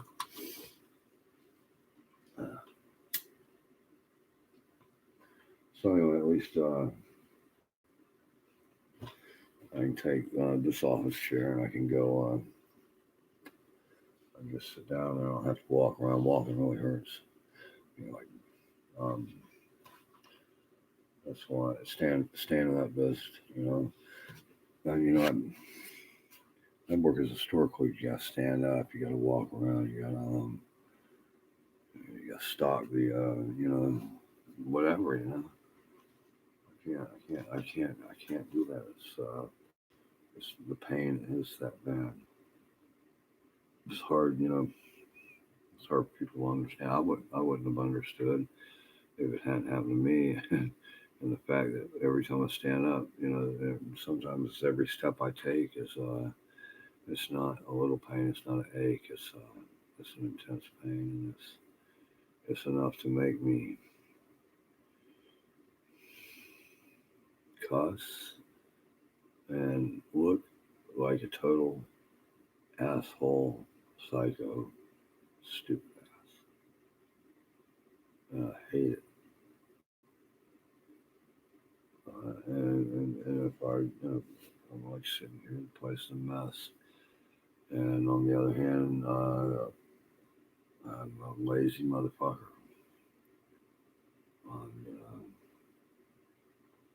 I'm working. He found a way to stick it to the man. Well, you don't stick it to the man by taking a crappy check like you gotta get every month. You stick it to the man by making so much money that he can't take it all away from you.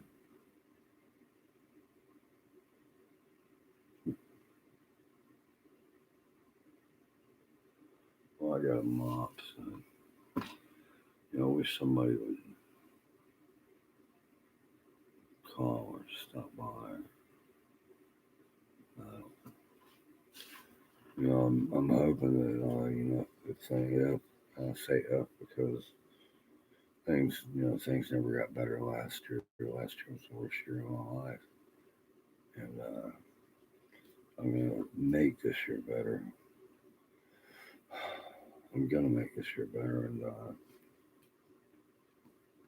if things, if things get better, which I hope they do, which I just, I all my life I've been optimistic. It's gonna get better, and then it didn't.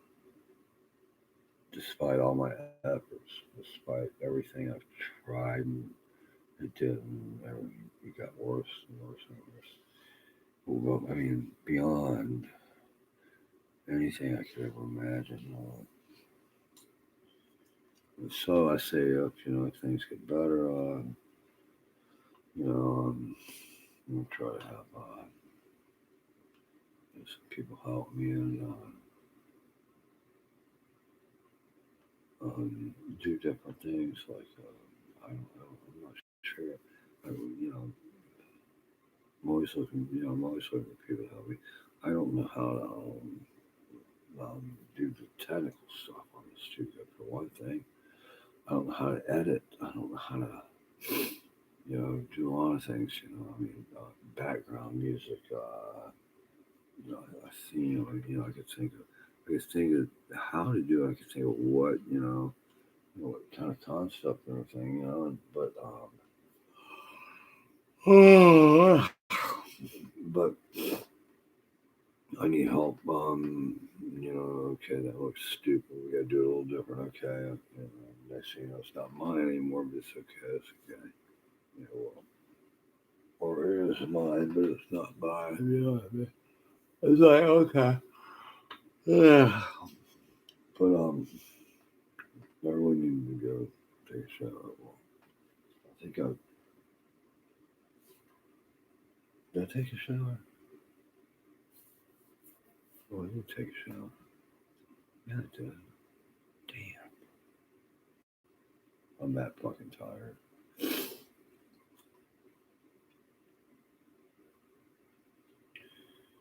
Her Beth's alright. Her mom's alright. Man.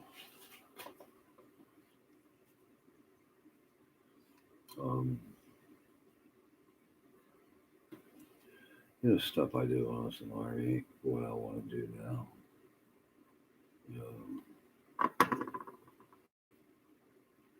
Somebody had to be the best soldiers. Me and my friends were the best. And then, but sometimes, you don't want to be the best. You want to hide out. You want to go down in that motor pool and, work on that vehicle and, do things there. They're not, it's hardcore stuff I did. Sometimes you want to do that shit. And sometimes, no, I don't want to. I don't want to do anything stupid. I'm not volunteering for no stupid shit, And you still wind up doing stupid shit. But I mean, that's the way it fucking is. It's really the way you are. That's the way anybody is. You're volunteering for stupid shit. I got volunteered for KP duty one time before you talk about hot. I had both my sergeants kind of corner me. I think either 2 or 3 of them motherfuckers. They said, "Hey, we need you on KP." Like it was like 2 days. It was either the next day or 2 days later. And I'm like, I've been there a little while. I want some new guy or something else. So I'm just like, okay, no problem.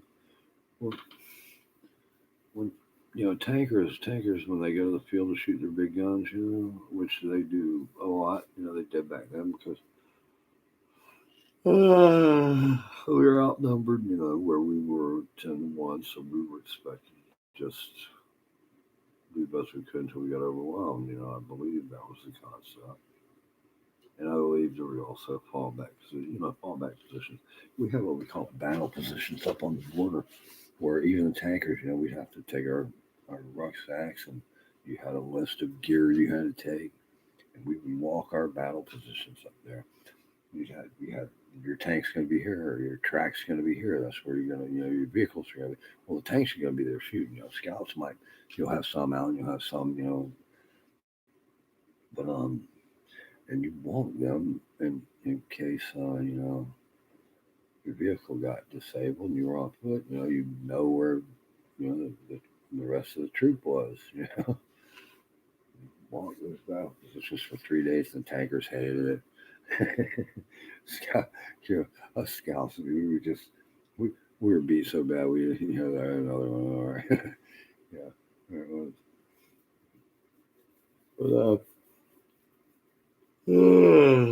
But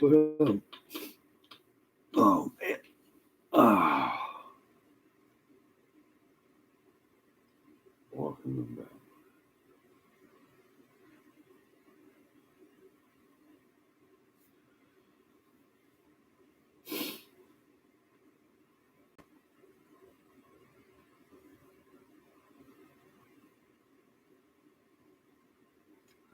Oh, I remember it was this truck. The truck driver, he's driving this low boy to this competition for us. We had our armored personnel carriers on, and every carrier or every carrier, not like an aircraft here, every armored personnel carrier, you got, and you've also got pivot steer, where you can pivot, right on the axis.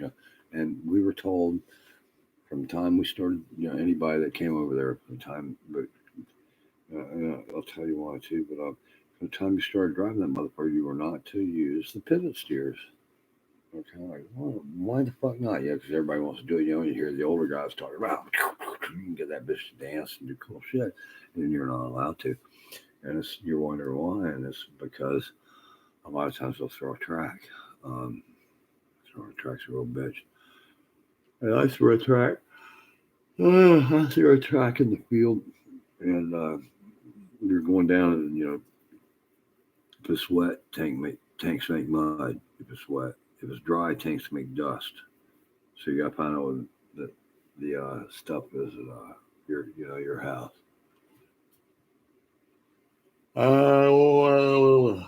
And so we had to stop and get fuel somewhere like Ramstein or some shit, some airbase too. And this was kind of cool because here comes this Air Force sergeant. No, it was an Air Force officer. I forget what the fuck he was. And he comes walking towards, and he's wearing, the Air Force had a different camo pattern, than us. And, we thought it was kind of cool. I think, the Air Force camo is, and those Air Force guys, we had Air Force assigned to our church. I believe to our HQ. A battalion level to call in airstrikes, we'd have to move out. Well, they had to move out with us. They're riding with the fucking cab. They must have thought, what a shithole place to be. I swear to God. And so, I swear to God, I would. I lived there. I did. We were in the shithole of the fucking army. So anyway. We stopped and we're getting gas, and we got our little short bus from where I told you, can I ride a little short bus to the competition? So we got a little short bus from stretching like smoking a cigarette. It's still cold, it's like February or some shit. It's cold. And the low boy driver gets out and he comes walking over, hey, what's up, man?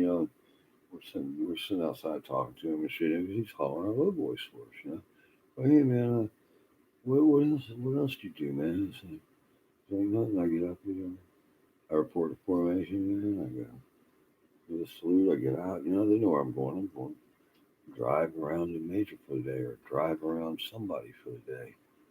And I guess get tons of prickles, aren't they?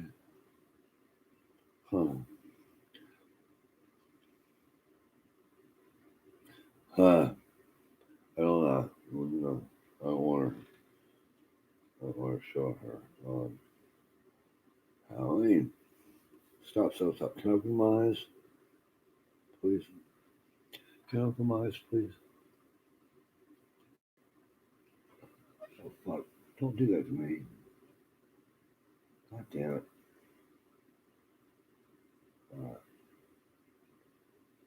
Let me take a look. I need to.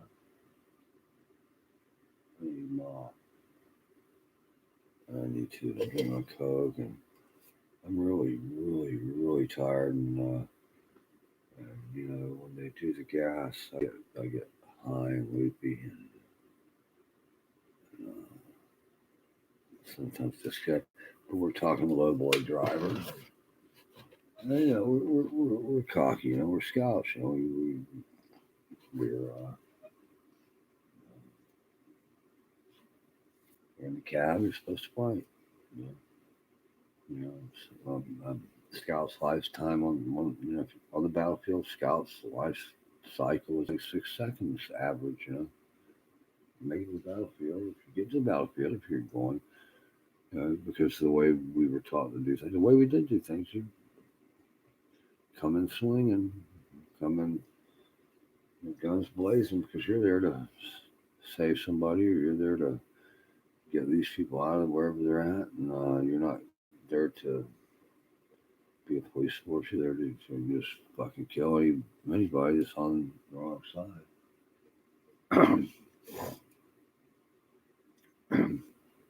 So you had that cocky, well, you know, fuck you, I'm not scared of shit anyway. You know, we're gonna die anyway, motherfucker. So you know, it allows you to swing more freely.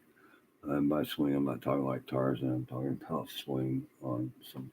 Okay, well, I'm gonna hit him as hard as I can because I want to win this motherfucking fight, bitch. I got some things to do before I die, you know. Figure out doing what I want to do, you know. So gives you freedom there, you know, freedom to swing. This one guy, I remember he's from Detroit. No. It couldn't have been him because that was the first year I did it. I think this has been the second year, you know. I think maybe, all right, well, anyway, whoever it was, I asked the guy, that's all you do, you drive a truck, man. He goes, yeah, he goes, I get up in the morning. We may have formation, sometimes you don't. Get up, wait for us, just go pick up my vehicle and drive it. That's all you do. You don't drive anything else. You don't. No, I just drive. That's all I do. I'm sitting there thinking, man, you drive an armored personnel carrier. Yeah, be able to fire and maintain and load and shoot and all shit without anything that's on that armored personnel carrier. 50 calibers, M60 machine gun. Might be a Dragon missile. You gotta know how to do a Dragon missile, man. You know, all kinds of weaponry, wall rockets, claymore mines. You know, and here's this guy. His sole job is to get up, go get a fucking trip ticket, go pick up whatever he's picking up, and drive it there. And if it's late, stay at the base there or whatever. If it's not, drive back the next morning. It's like motherfucker. You know, we got a million things to motherfucking do as a scout, you know. And so here's this guy. We were amazed that the only thing he did was drive a truck. Wow, you don't have machine guns or anything. You know, he just drives a truck. 3 mess. I just drive a truck. They tell me where to go. Motherfucker. Damn. So I was suitably amazed that, you know, and it was so funny. You know, we went to, where were we at? Hannah. I think we were on our way to Frankfurt. We were at Crystal Lindsay's and I think. Who's on there right now? What? Her who? Sheila's? All right. What? Oh, wait. What are you doing? What'd you say? Are you scaring me? No, it doesn't matter. I got a mop anyway. I need to sweep some more here. I think I'll do that. Look at these cigarettes down here. I look like an idiot. I gotta go in there and I gotta fire it. It only takes a minute once I stop marking up. I guess I can show you. I want that to be the background of I started drawing it. It's just um, I like to draw. I'm not very good at it. I had the door of the other house. It was all beat to hell, over the years. I mean, it was bad. It was a steel door. I spray painted it black. Well, most of it, and I think I finished spray painted black. And so I was using all kinds of these acrylic pastel painters type things, to paint on the door over there. It was smooth. It looked good. I could do like a Jupiter type planet, Saturn type, all kinds of planets and stars, and sometimes I'd turn something into a spaceship. I had meteors sailing through there. All kinds of crazy shit, right? And it really looked good. And when it comes time to people or animate objects, I suck. And I've proven time and again that people are better than me. I can draw certain things, certain things I can draw, certain things I can draw, but not when it comes to people or anything. I don't know why. It's just it could be me. Block. Maybe I've got the ability. I mean, it would have to be you. I think. What? What is it? FTWE or whatever. Oh, wait, was it hooked up to his neck? It's a bomb, probably. Oh, but he thought it was a fake bomb. It's a real bomb, huh? Now he's gonna panic. I understand what this is. I think it is. I think it's a. He's got a bomb tap. I don't understand why. I think it's gonna blow up though. I think I'm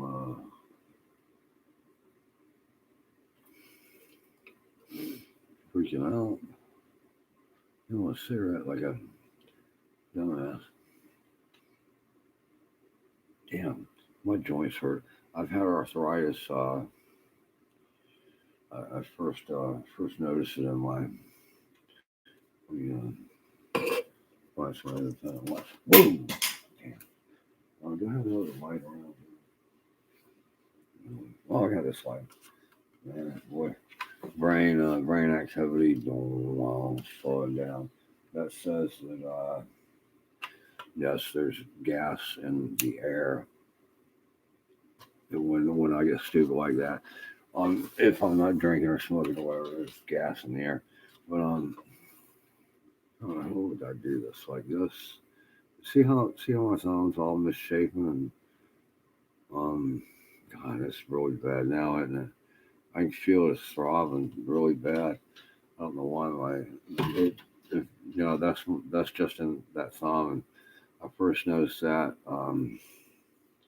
back, I believe, in 2006. And I was given ibuprofen. I wasn't drinking at the time, and I was given ibuprofen and told that if I took it on a regular daily basis, after a while it would help out. And I did, and and it did help it. And I quit taking it, and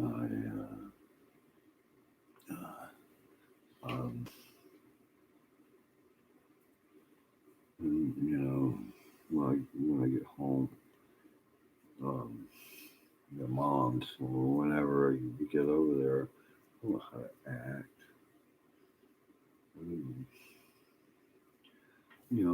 What if I went over there today and there's people that they're working today's what, Tuesday or something? I don't know what day it is even. Garbage, I think, on that Wednesday morning. So that's what it is, Wednesday morning, I guess. And, I don't really want to go anywhere. I'm kind of cold. I know I'm high.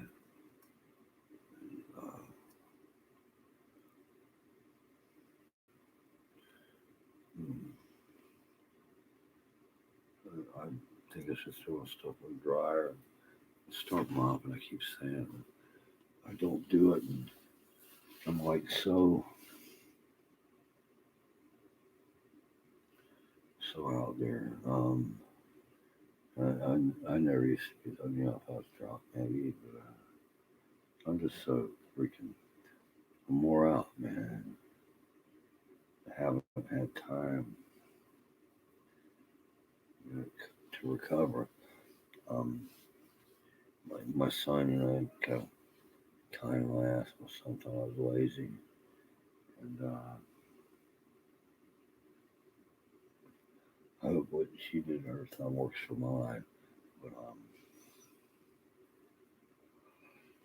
yeah, yeah, but she damn, I forgot what I was gonna say. Tired, oh, reality. Um, what are we playing this on? On what? I don't know if she should like go that way. Yeah, I think she got that way. How about like this way? That work? Well, that's not too bad, huh? Don't disturb it, huh? What about that? So like a dumbass, huh? All right, give me a light and let's see what we can do with that. I need to mop up all the coffee stains. What do I have light over there? I don't know. Let's try to get some light over in that direction. Wish I had a sound van, a writer and a script, or a script, or whatever, if I had some help, I think we could do some cool stuff, I think there's things that, there's cool things that I know that, and my cool things, there's cool things related to carpentry, celestial navigation, laying things out, anything that I know that I could explain. And if I had a helper, um, maybe a couple of people, run the camera and background music, and maybe tell me not to cuss so much. And my God, you get some false teeth because you look like hell, and stuff like that. We could actually do something profit worthy, um, fun. If enough people decided that whatever strange things we showed them, by strange, I'm not really talking about weird. I'm talking about the things that you don't get from a lot of mainstream things. You show somebody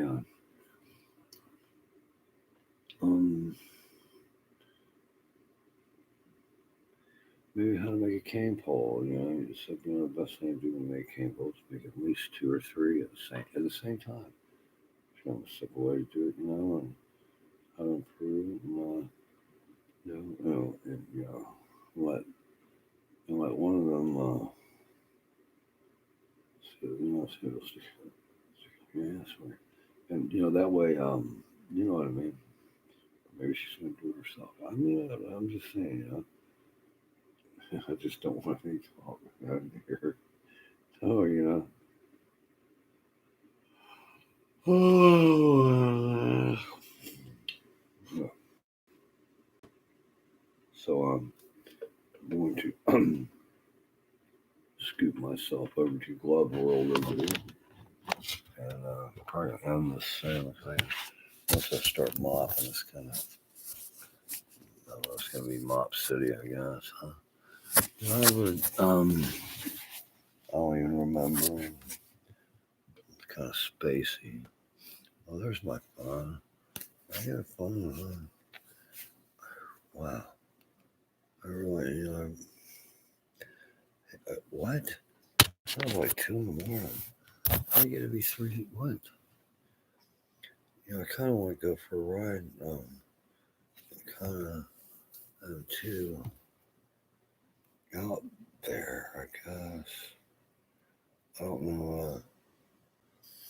I'm How about I end this for now? Let me mop. I didn't realize it was so late.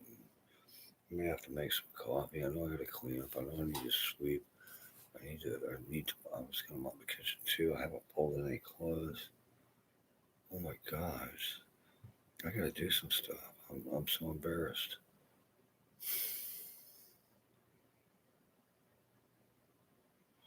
Um, oh, I had such high hopes.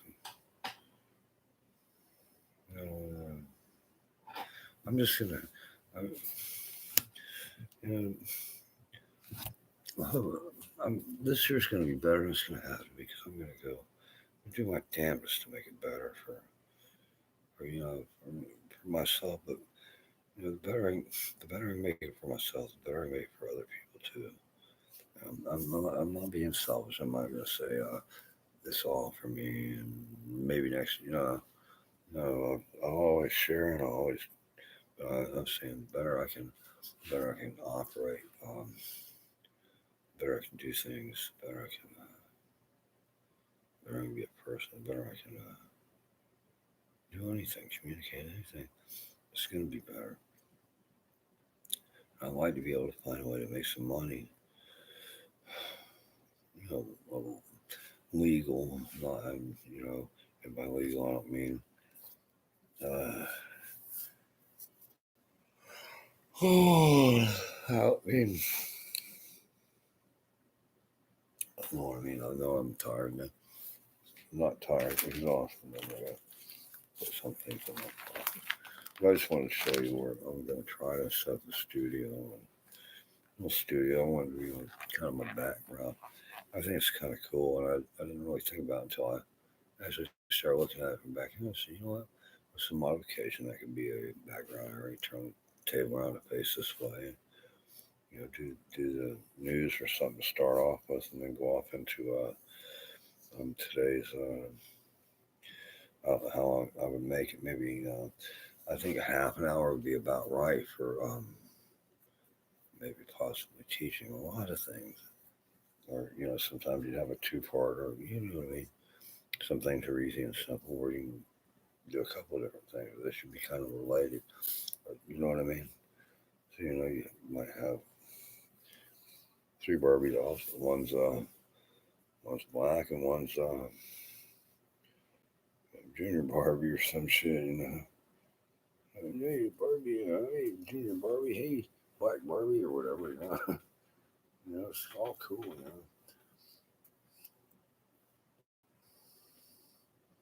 And I gotta think of another name to call the Rockette Barbie. She's a Rockette, and I wouldn't want to call her Barbie. Now you see, now this is weird because I've seen this before. It's like there's some kind, and I've seen it in here also. But now I'm looking across the living room. I don't think it'll be picked up on this crappy camera. It might be, but it's like I'm looking at. It's not necessarily where it's dark, or there's like a line of shade where the light is hitting, and this light is hitting out across the living room in there, and then there's on the darkness, on the other side where the shadows blocking it, but you can see it. Sometimes you can see it better where the light is on the wall and it's lit up, and you can see where it's also hitting the dark part of the wall. And I'm not sure where that radiation comes from. I do think it's some form of a scanner beam of some sort, but I haven't analyzed it enough. I've noticed it quite a bit before, but I haven't analyzed it enough to understand what it's either transmitting or picking up. Is it picking up my body? You know what I mean, right?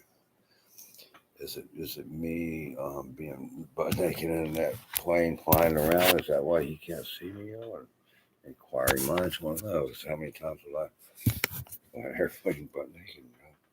He wasn't to see all when you got.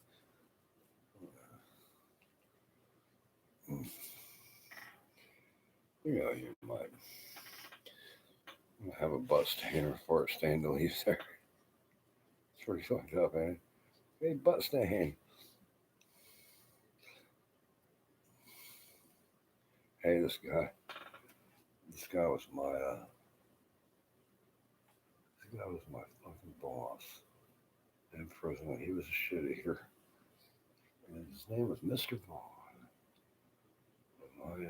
A buddy of mine, I can't talk. I'm like kind of freaking out right now. Let me go get the car going and try to show you my Randy World thing and try to see what the fuck I'm looking at. I'm freaking out. Am I listening? It's 3:30, I know. I'll get the laundry going because it's a little warm enough there. I'm kind of cold. Stand up and want something to eat. Look at weird things. I don't know what the fuck I'm looking at, man. I am exhausted. I don't know. I'm fucking. I know I'm crazy. You know, all right, cold air coming here. I want to warm it up a little bit. Yes, I mean, it's starting to get real cold, I think.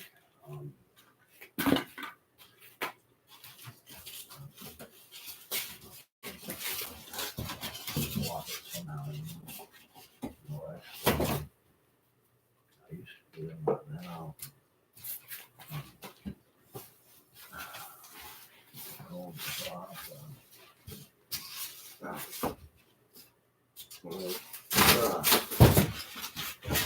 Spiraling off into insanity, you know what I mean?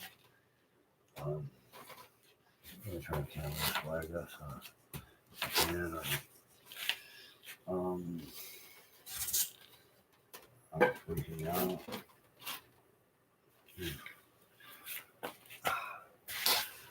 And you know, light and need my soda. I need life. I need a girl. I can't believe it. I need someone.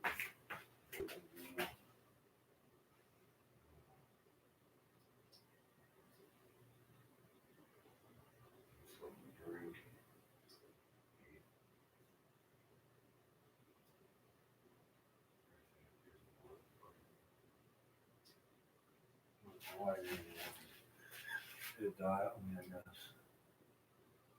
What was I having a life, you know? Wait, I was trying to find that my coat. Damn. Where am I? It's hard. Yeah, I see. Goddamn it. Bitch won't work. Did I kill this line? Oh, man. Well, fucked up. I guess I am. I don't know. We're gonna plug it in. I guess I can't. Do something. I guess. I know I gotta feed. Damn. Some point plugged in. Yeah. I would like to do some coffee down there in a can. I don't think that totally. Totally. Oh yeah, that's I don't know what's going on. Shit. That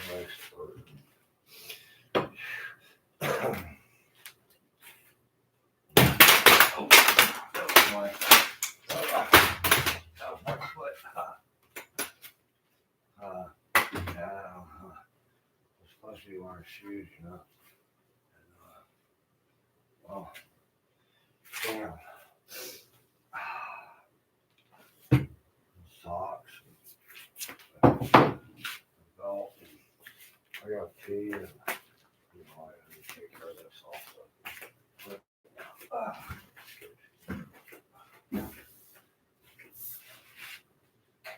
Wet clothes, dry clothes, unfolded clothes, unlocked clothes.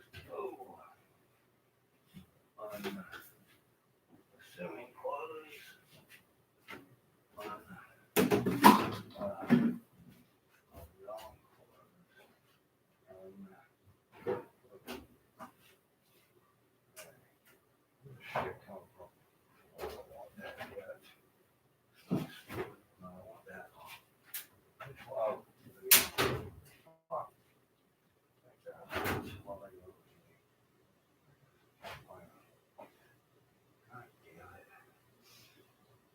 So,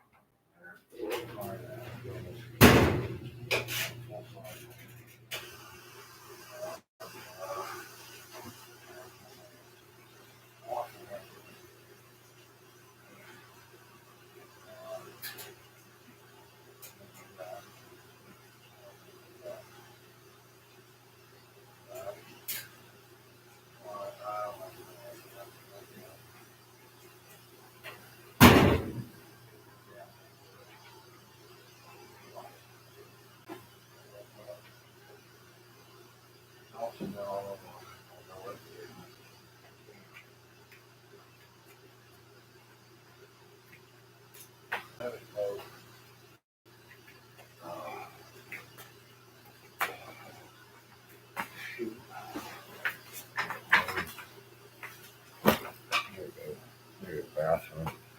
Sorry, I'm kind of spacey. Well, anyway, so I wanted to, I kind of wanted to show you what I kind of like the background to be. It says it says Randy Town, Randy Bird, and wildlife at over here says world, and kind of like the word. Damn.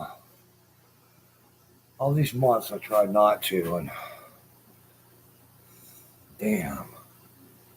Maybe the bathroom. Son of a bitch. Hey, listen, let me pick this up in a little while. I'm gonna start mopping. I'm kind of lost.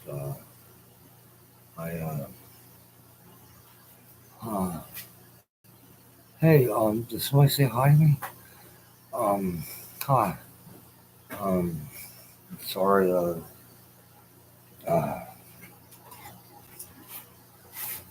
um,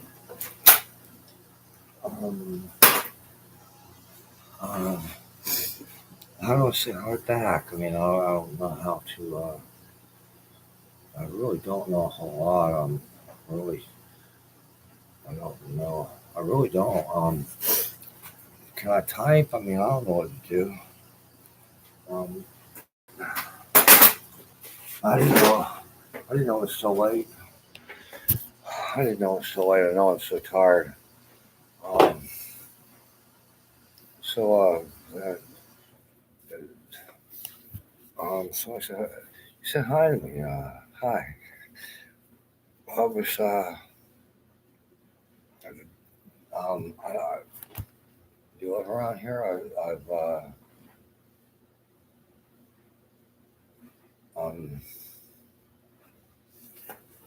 I wish I could see, you know where I live? I mean, I'm in Port Charlotte, Florida. Been here a while. Yeah, I don't think, there's a lot of people, it's not like New York, but, how can she's probably sleeping, and I don't know. I can text her on the telephone. What do I do with my phone? I think I took it back with the laundry. I'm kind of disorganized. It's so late, and I've been up for quite a while, and I was tired like over 12 hours ago, and I can't. I'm scared. I can't sleep. I got too much to do for one thing. Let me find my phone.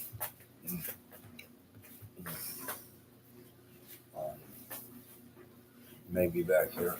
This place, this house is crazy. I don't know. I know some things. I know enough that I know enough to know that right now, crazy. Not now. Not now. I think everybody's crazy now. When I know I'm crazy. But,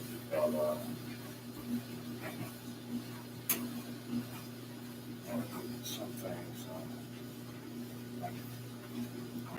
It's in my pocket. I don't know why. I think I just forgot or something. This this is my bike. I've had it for a while. I'm working on a new one. I got dead stickers on it. Dad had Dad had since I was a kid. I just sometimes I'll sit here and I'll start playing with Dad. I just can't. I'm not at that place I was when I was a teenager, and I knew that everything was going to be all right. Um, everything. Hey man, you know, it was back in the '70s. You know, I knew everything was going to be all right. You know, and I just can't. I can't get to that place. Right now and these days, and um, um, um,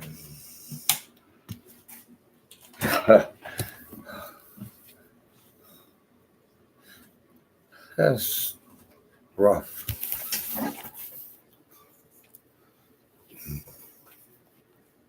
And I just hang in there, you know. Just trying to hang in there. I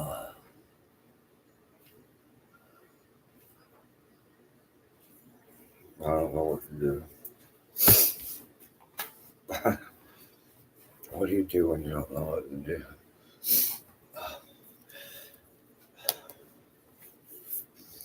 There's all I can do is just keep on trying, keep on hoping, keep on. The sun. Yeah. What amazes me is it really amazes. It does amaze me. Um, some of the people, quite a few, not all of them. These younger people, a lot of girls. Some of them ask me for advice. That's embarrassing. If I tell them something the wrong thing, and I try to tell them.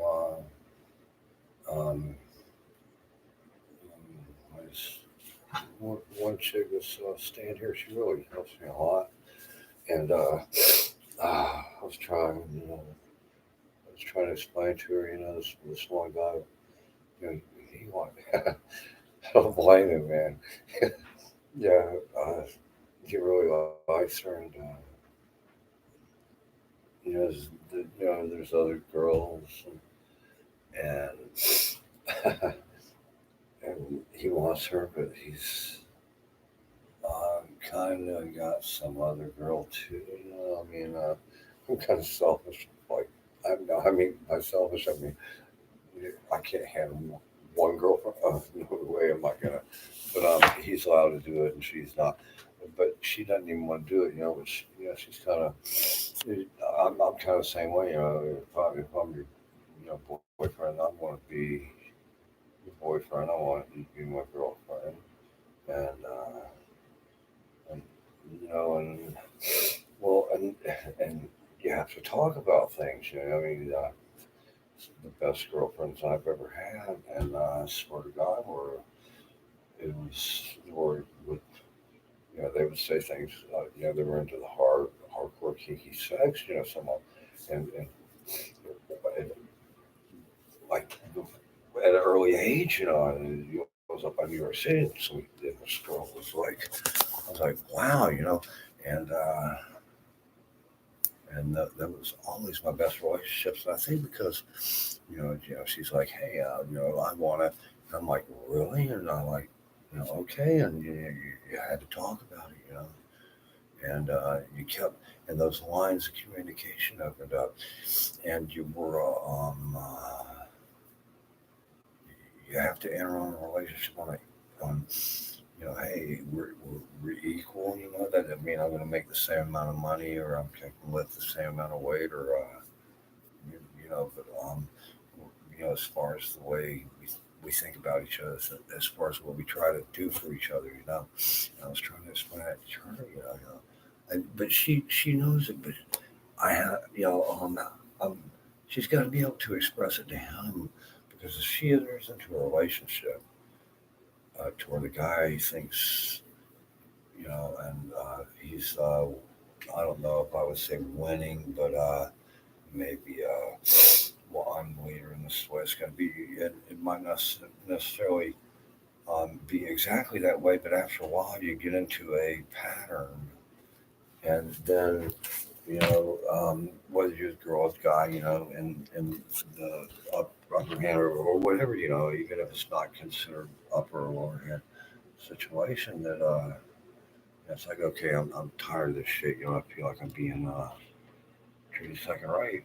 And here it is 2 years into the relationship, and the guy or the girl, whoever is doing it, they're so used to it. They're like, "What are you talking about? I thought everything was all right." And that's when things break down. And I was trying to explain to her that if he didn't understand and she didn't express herself properly to him, and they entered into a relationship that, okay, well, she feels that, like, she really digs this guy, but he, you know, the, the power man, I believe in free will. I always have.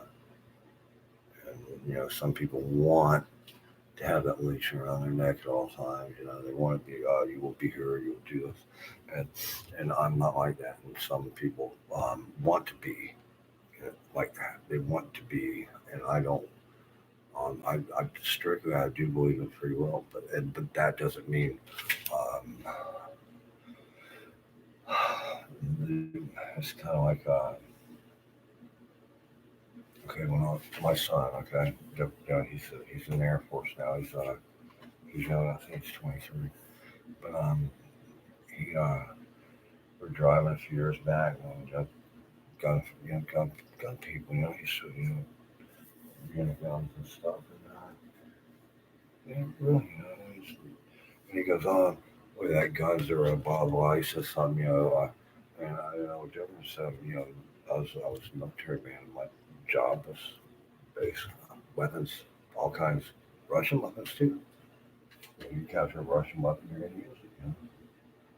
We were trained. We fired Russian weapons when I was in, because that was who we were supposed to be fighting against. And so anyway, he said something. I said, hey, I said, weapons are some of the finest pieces of machinery that are made. They're very fine pieces of machinery. And I said, when you can learn to operate a weapon, you're doing very well. And the trick to a weapon is not to kill or blow stuff away. The trick is to prove that you can use one with responsibility, kind of like a car. You get a car, you use that car responsibly. You don't crash. You don't run over people. And that proves that you have the responsibility. What I'm saying is weapons the same way, and so it's kind of like a relationship too. Is the same way. You have to prove that you can maintain, that you can both. I mean, you can't be Superman all the time. There's sometimes when you need help. There's sometimes when you have to do everything you can to help somebody because they can't. And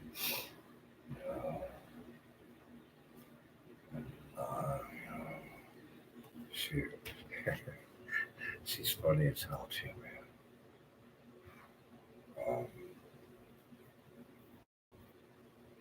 this dude just bought a freaking.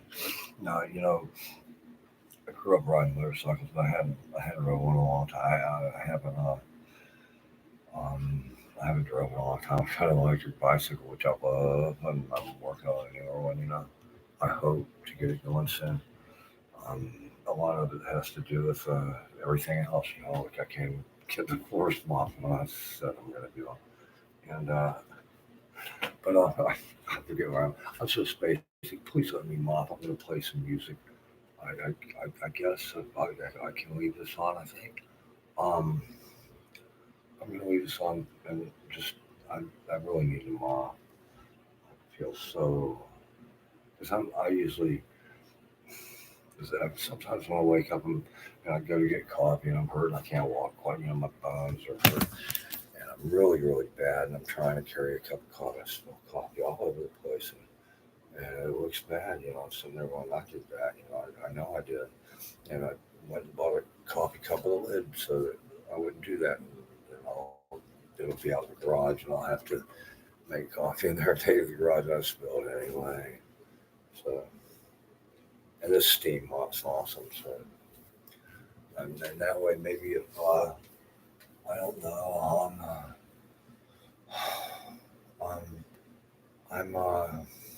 I didn't know if somebody there was like one or two homes, but I hear noises and I freak out. And Beth is my good luck charm. I swear she's my good luck charm. I told her, I said, I don't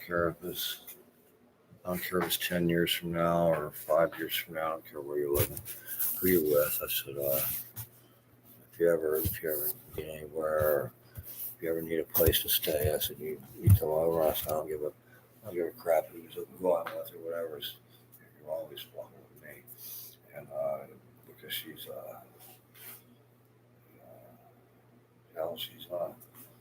is my best friend. And I met her. I met her fairly recently, and right from the get go, she impressed me.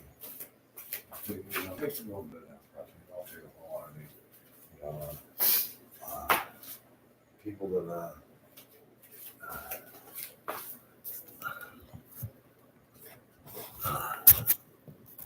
people that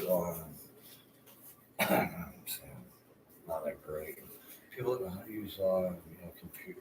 I know how to type or how to type in an early age, but I never had a computer until the last couple of years. Still learning. I have to get people to do things for certain things. I'm learning. It takes me a while. It depends on who's helping me too. Some people have the ability to just show you, and you're like, wow. And some people are like, we don't have the ability to do that. For some reason,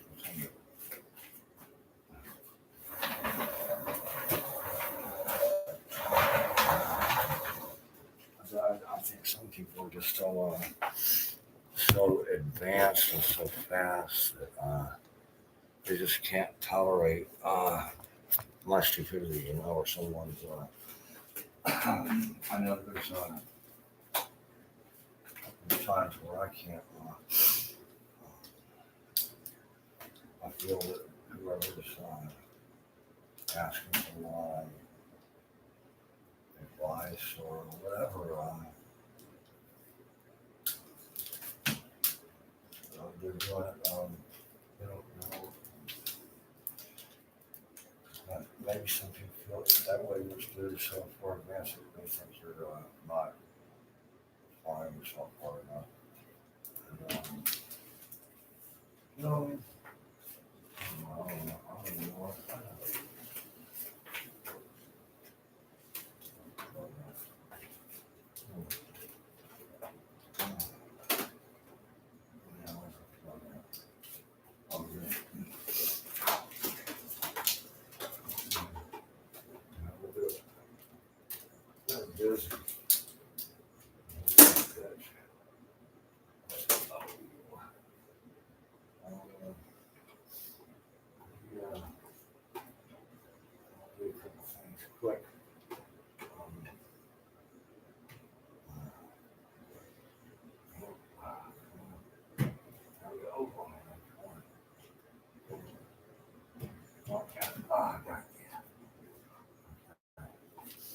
out in Dunster.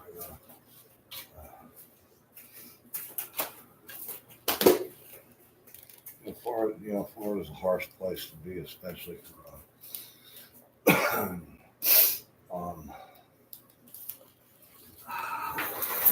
I've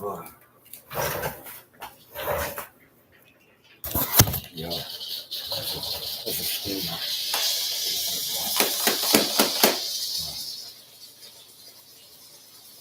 Try smoking out. We got you. Oh, much more now. Out the garage. No.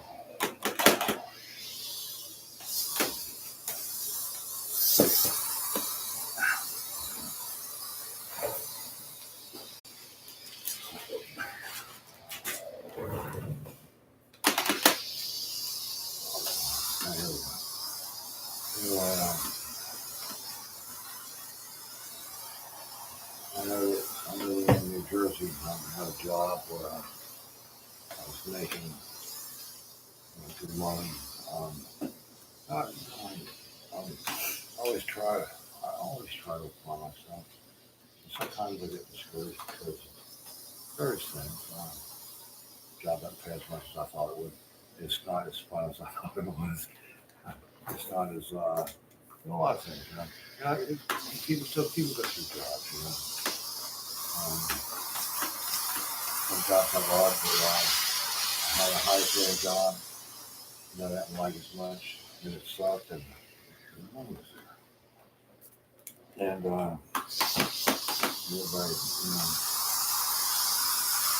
somebody's got to do the hard job.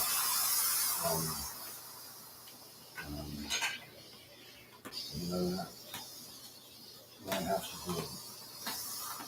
My dad was impressive, especially when I was used to from him, and God, I guess he was my age. I got that. What do you want, son? Buy me and my friend a couple of steaks and some beer, and we'll live for you. Yeah. We were getting like rich from what we were doing.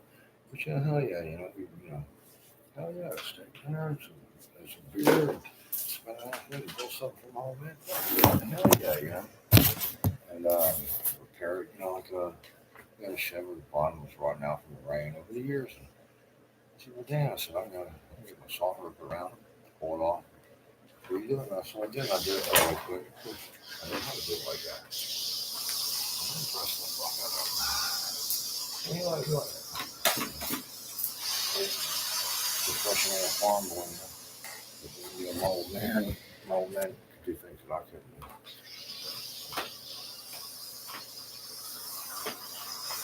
Not a whole lot, but two things I didn't want to do. I think that's what I've always done.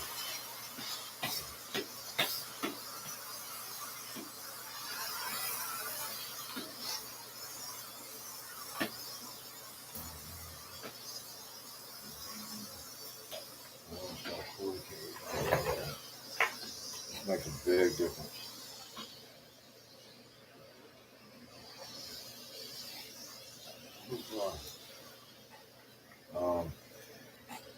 I don't.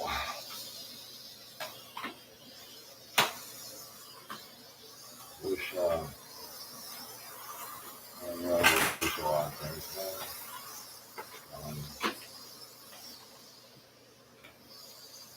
A lot of people remember my dad from when I was young. Dad's kind of still a coach and everything. He was a good coach, but he was a hard ass. Even all his kids, And, but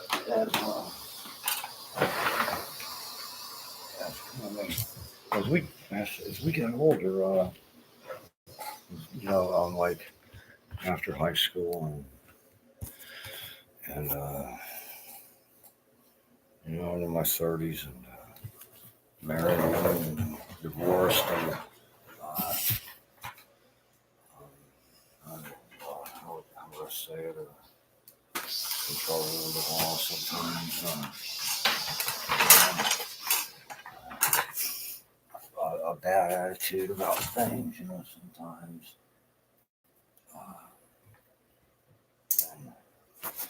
And,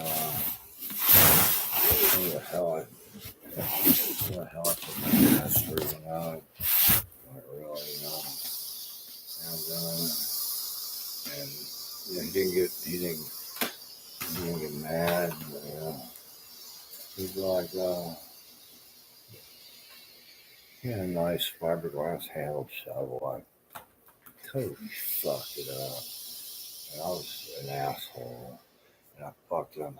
It was just, he's looking at a brand new shovel that I totally destroyed. And I didn't care about the shovel. I was just cussing out the store because it was behind my truck and I was frustrated. And he just let it ride and he helped me get my truck.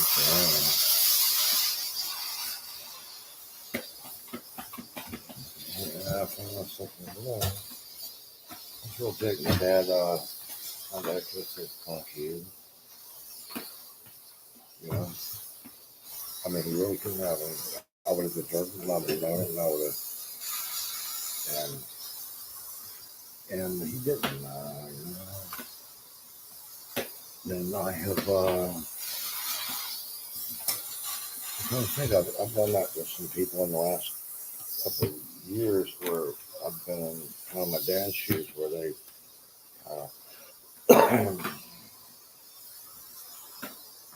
Were being dicks, and I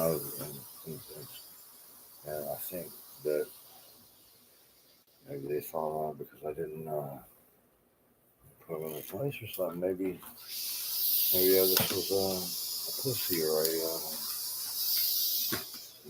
pushover or something like that.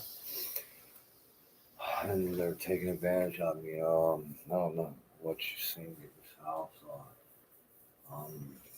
I don't really, let me see.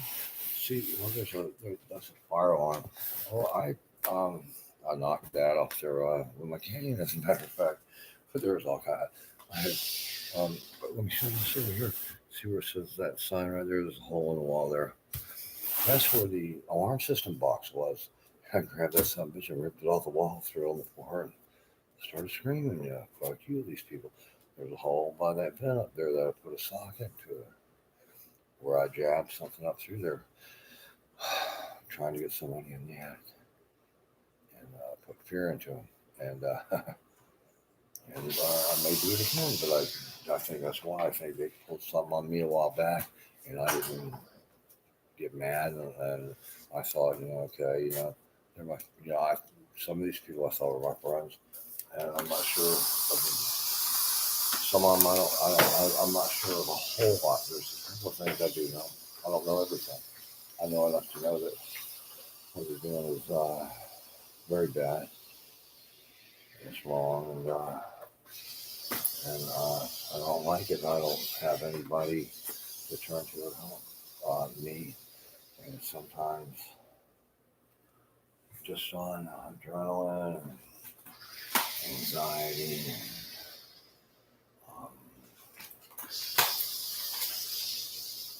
Sometimes on fear, I stay awake, and I don't want to go to sleep. I don't have anybody to watch over me and protect me. And, it bothers me. I've never lived anywhere in my life. I've been some pretty rough places. I've never lived, and I've never lived anywhere in my life and felt this, and I wouldn't say insecure. I would say totally unsafe and totally violated. I don't mean like sex. I mean like threatened, observed, my words, my meanings taken out of context and used for against me that when they shouldn't be. You know, I mean, like when I say, I could cuss Sue, I could cuss you. I I could I think teach a college course on profanity and its application in the American language. I think I could do a very good course on. I think I could do a 15-minute nonstop cussing tirade that might land me a spot maybe in some bit parts on movies or TV shows. So I think if I had somebody to like coach me and work with me and film it and stuff for me and help edit it, that I think maybe I might make some money. I can't make any money. The only way I ever knew how to make money was, using my body and mind, and now I can't use my body, and I'm being run ragged, and I don't know how to make any money. I've never dealt drugs. I can't. I don't like doing that anyway. I want to make money. I tried drawing stuff. Yeah, hey, maybe I'm no artist. I'm an artist with wood, and I've got bad arthritis. I've got I can't I can't even twist a wrench like I used to. Work on my bicycle is about all I can do once in a while, and it hurts. The pain isn't just then; it's like days, and depending on how much I do, weeks later. And sometimes it spreads and gets worse, and it doesn't get better until if I get antibiotics. I have to go to a doctor, but I don't really know what to do. Have I ever went to a hospital or a doctor in the past 20 years was I was cut so bad I had to be sewed up. That's one time I ever went. And when you go on like that, and sometimes you smell a beer because I cut myself that bad, I'm going to be drinking. And sometimes I've been drinking, I cut myself, you know what I mean? And you go in there and it wouldn't smell like that, and you're just another girl. And I haven't been treated good by the medical community at all. When I first got this stuff happening to me, I tried to go and talk to these doctors. And they said, "You look fine. There's nothing wrong with you. I can do nothing." And I'm like, oh. And I really freaked out. I couldn't believe it. And I really tried. And I finally just went and sat alone and hid out for a while by myself, and that's one reason my hearing is so good. Not around any trap, very low music. I think my hearing came back. In the Army, even though we were around a lot of weapons and stuff, most of the time, because they were getting strict on this, with hearing loss and stuff. You had to have your earplugs in or your CBC on, whatever, and it would protect your ears, So when I think the hearing actually got better, I think I can hear things that most people my age can't. I can hear things that I think a lot of people can't. But I have talked to some people that want to talk about some of the things I can hear and how I can hear them and where and how they know about that. And it's frequencies carried on a sub-carrier frequency, and they know about the technical stuff. I know some of it, and I don't, I'm not crazy. I mean, you're crazy. You don't say corrupt with physics and harmonics and all that crap, and God forbid, if I used even what was it, a year and a half ago or something. There are places on a computer where I would go and I'd be like, and I would have to call somebody. I would be scared to touch it. I'd be scared to fuck it up. Well, I've learned a little bit since then. Enough that usually I know how to get back without fucking up too bad. I'm not an expert.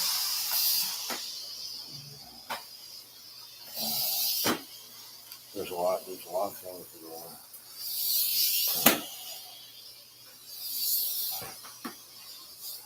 I trying to look at some of the stuff that they have been pumping gas in here. There's different ones too. Like right now, I'm seeing something. There's an air current now back there that says somebody somewhere's back there. They have entrances into this house freely. That's one reason I don't feel safe, or I know I don't feel safe in this house at all.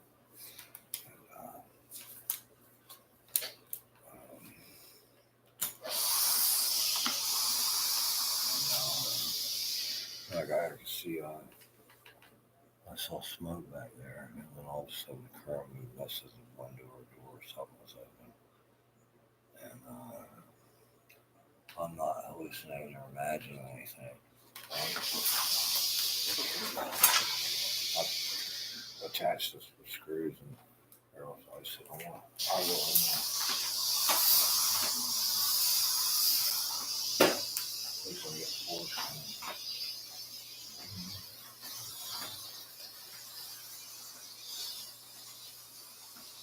I can be wrong.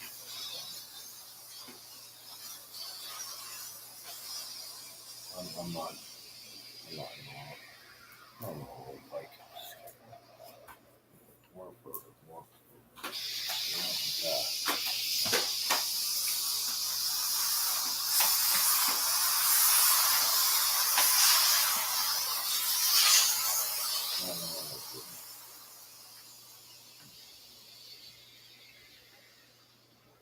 that's the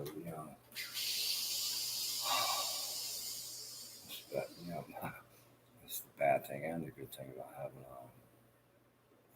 good friends or good people who are good. You try to kind of live up to their standards. Like well, this person's so good, I have to be good. And I do feel that way.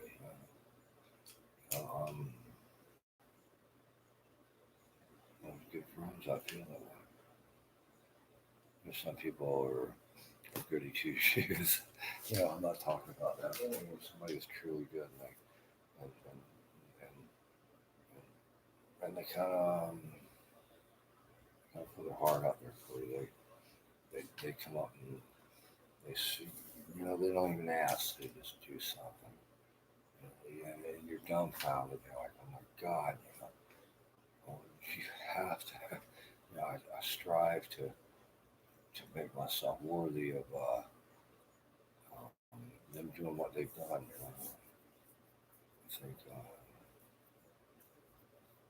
I think.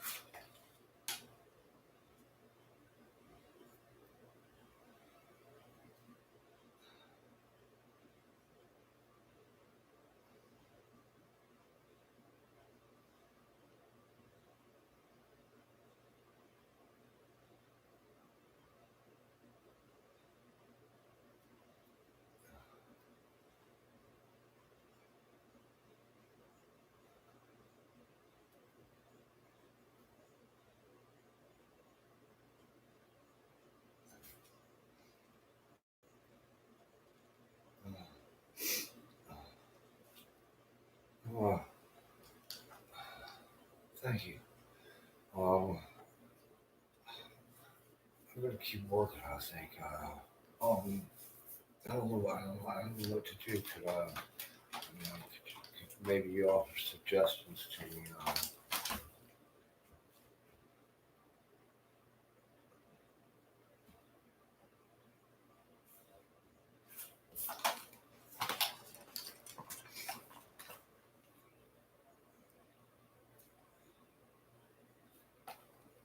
I'm hearing.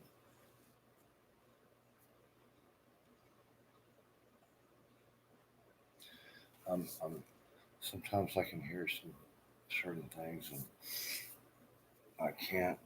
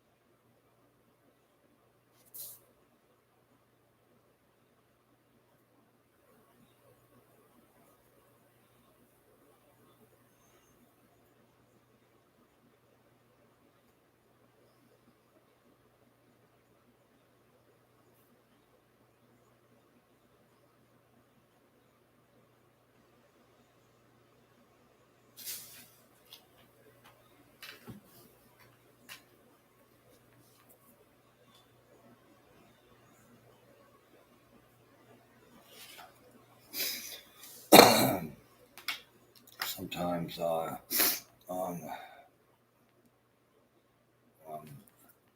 right now I'm very worried. I would almost say scared.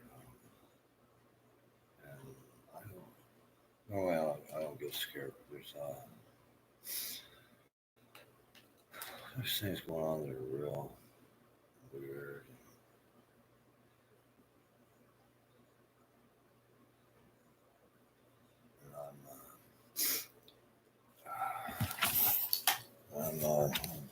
And the forest is fairly clean. I'm happy. I'm happy about that. I'm hoping maybe somebody will at least before he died, he tried to clean up or whatever. But sometimes I can hear words. Sometimes I can hear phrases, and sometimes I don't know who they're coming from. Sometimes I do know, and sometimes I don't. But the things I've been hearing are disturbing, to say the least. And it's not because I'm tired. It's not because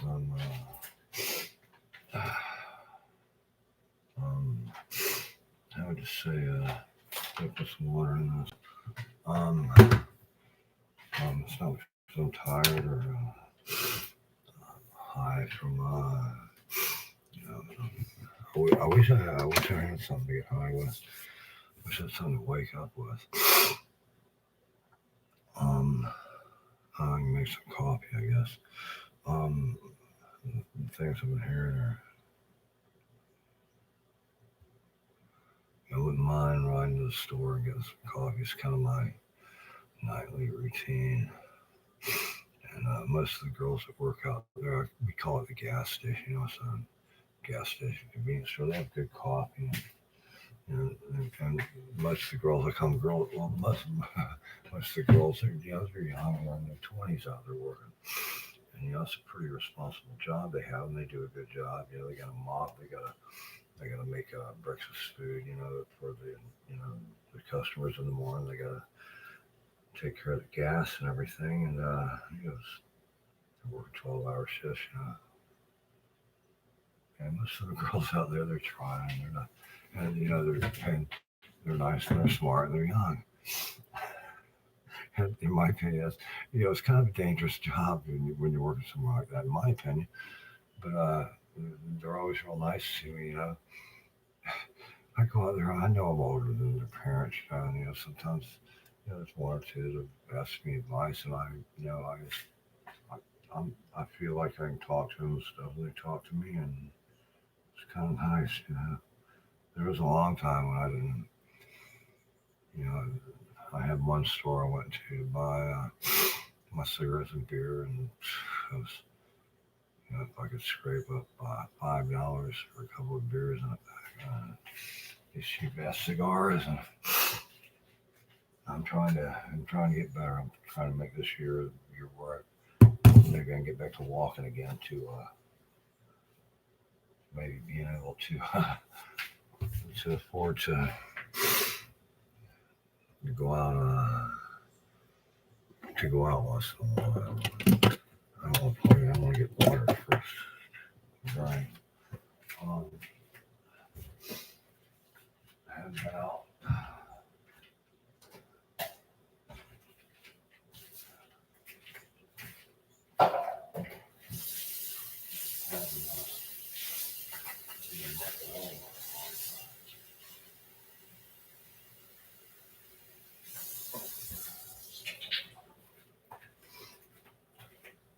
I've been on a date, and I can't tell you how long it's been. I mean, I know how long. There's a couple of people that know, and a couple of women. I can't. I'm so embarrassed. But it's been a long time since I've been out with a woman. Yeah, I'm embarrassed when that is.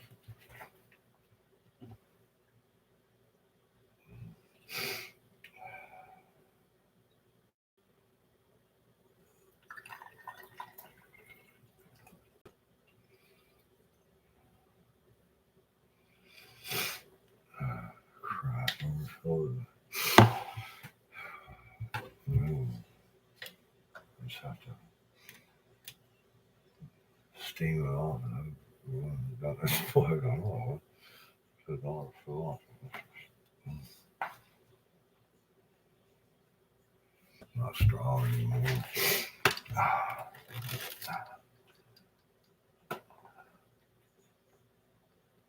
You can't go for long walks on piece.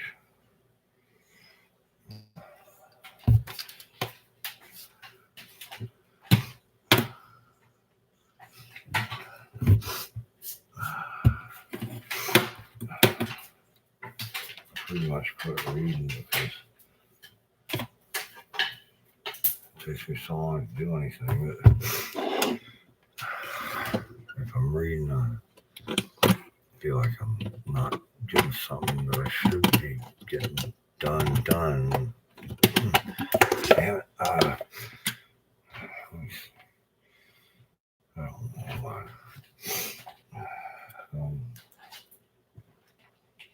There's you know, like right now, I was wanting to mop all this morning, this afternoon.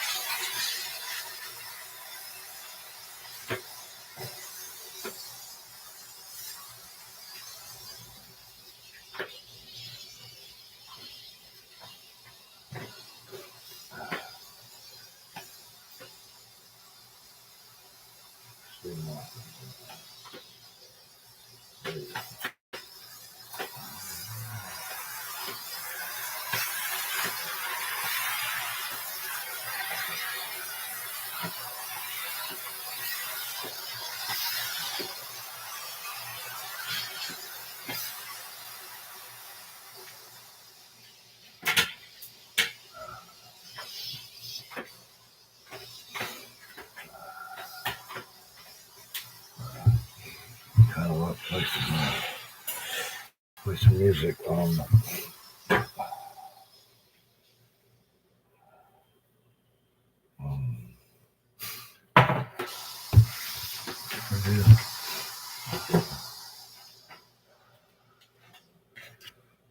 Sometimes it just gets so.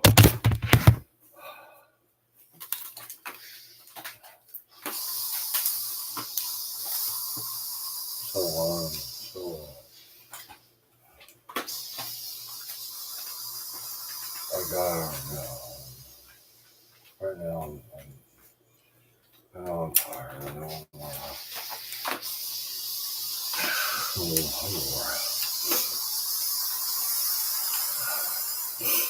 At least, on there's times when I've done guard duty for 24 hours, and that's pretty serious.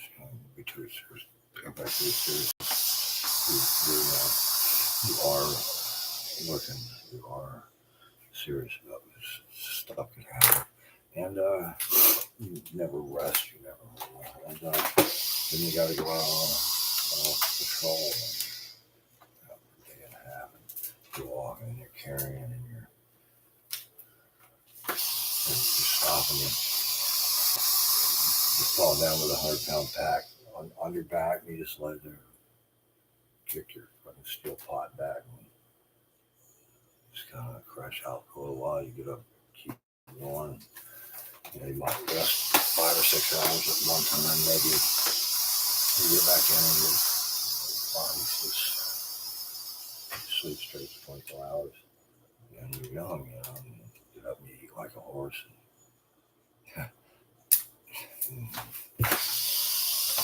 you will reward it.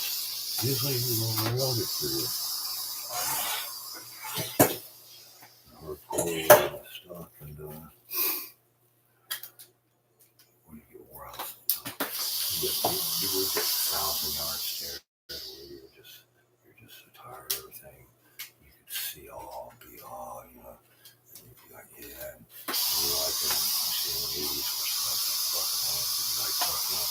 You were there, you go that way, so it's awesome. But you're fine. You're fine, you're happy for you. I'm not, sometimes I feel that way, but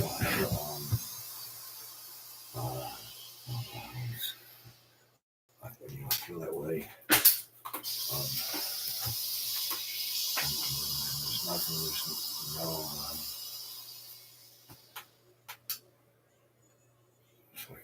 it's almost never ending.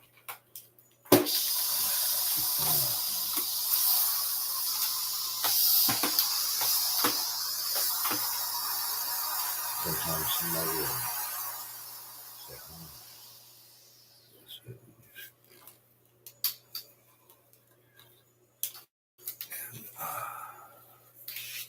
And you're tired, you can't recover.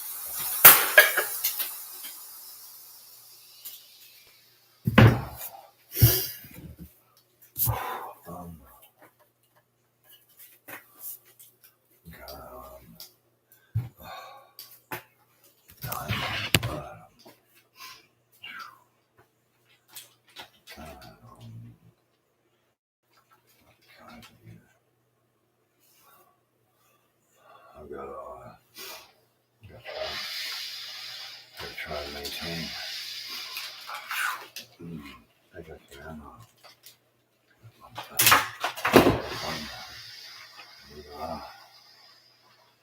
Coffee, I need to make it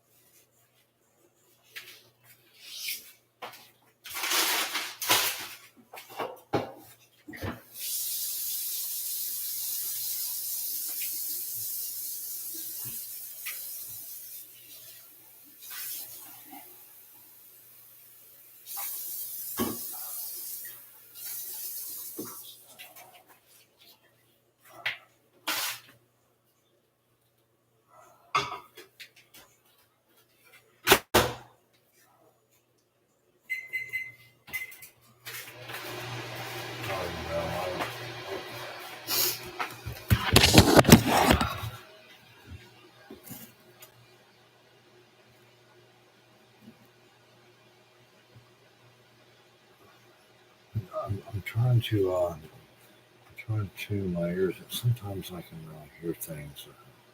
Sometimes I can't quite make them out. And then sometimes it becomes clear, and and sometimes it scares me. And I'm 57, but how the hell did I get to be 57? Um, I'm that's 36, 37. She's about the same age as Britney Spears, And God, oh man, I may be in trouble. But that's the greatest. It's my duty to help her and to do anything I can. And I'm starting to really freak out right now. And but sometimes I feel like I'm in my 30s, like now, it's like an old dog. He's a puppy still, I am still a puppy. And he's kind of got that look on his face, I am still a puppy, Damn. It's,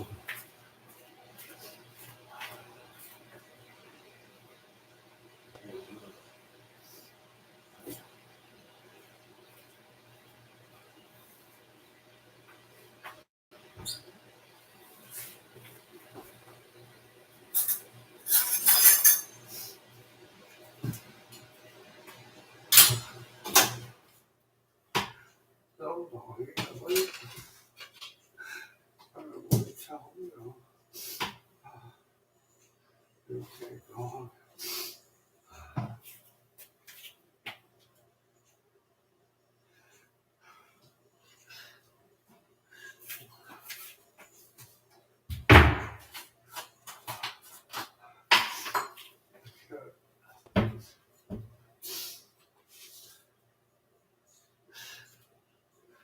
Just sleep, I'm just tired.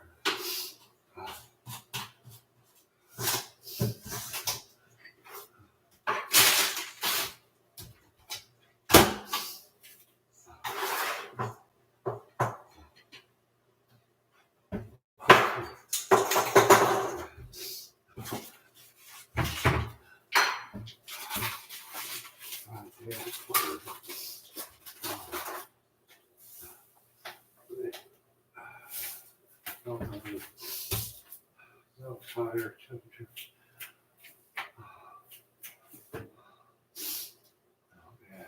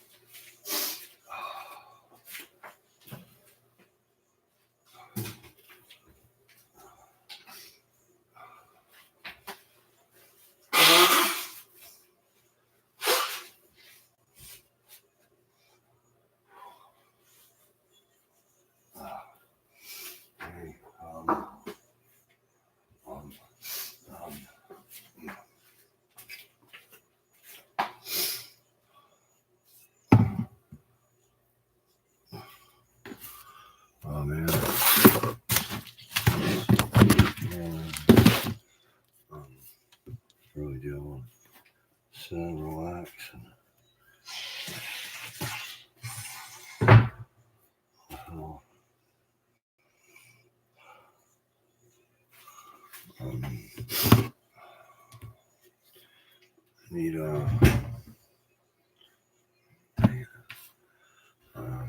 don't know exactly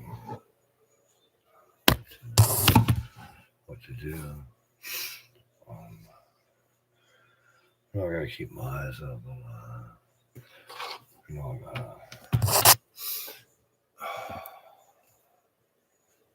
gotta be careful in every aspect. I don't want to spill any coffee.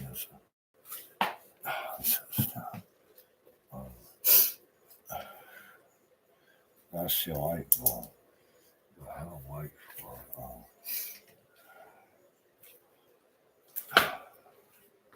oh man, there it goes.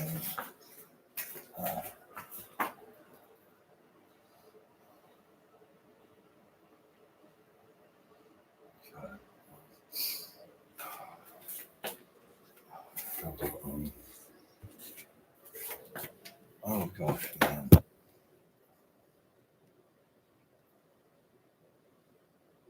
Oh man, this place is a death trap. It's a fucking death trap. Oh man. Oh shit. Oh fuck. Oh fuck. Oh fuck. Oh fuck. Oh fuck. Oh goddamn fuck. Oh fuck. Oh fuck. Oh fuck. Oh fuck. Oh fuck. Damn.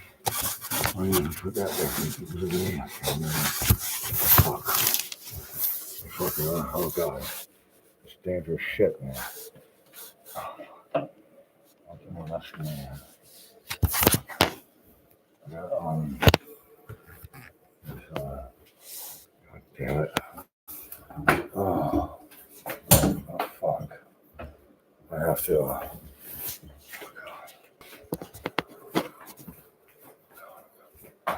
I'm let's take a break. Damn.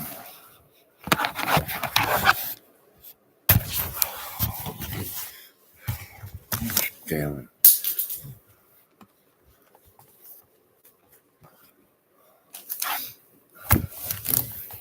Man.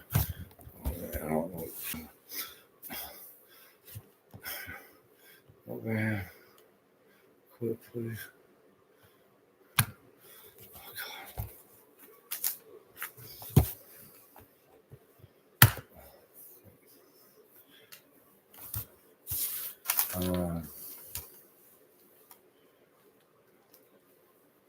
Okay, I almost.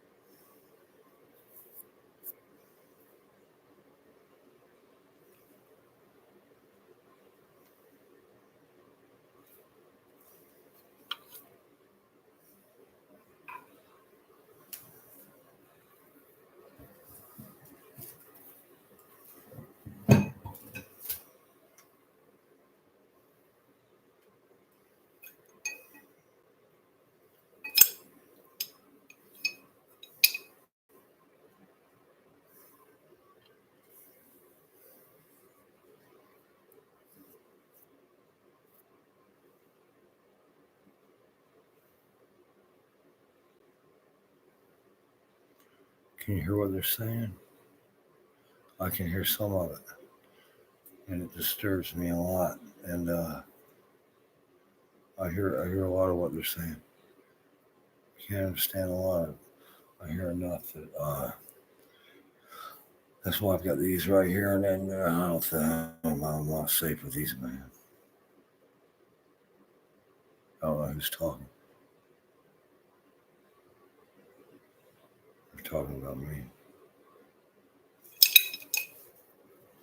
And I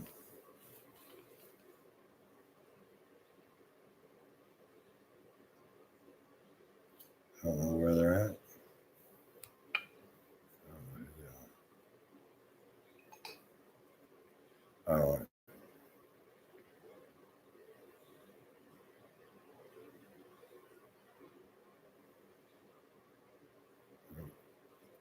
Somehow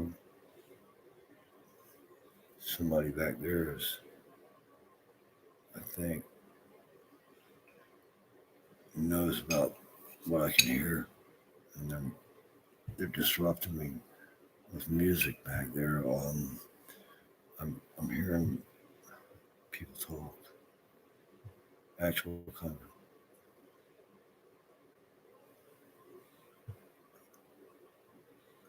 I can't make out what they're saying, and the music's disrupting me back there. Somebody's playing music back there. I can hear that. That's intentional, I know. And I'm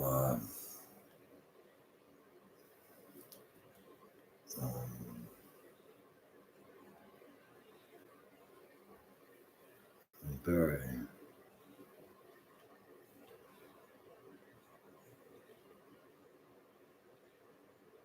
I don't know.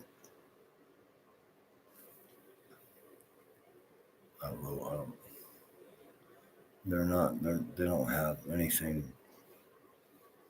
I've never heard them talk like this. I've never heard them talk like this.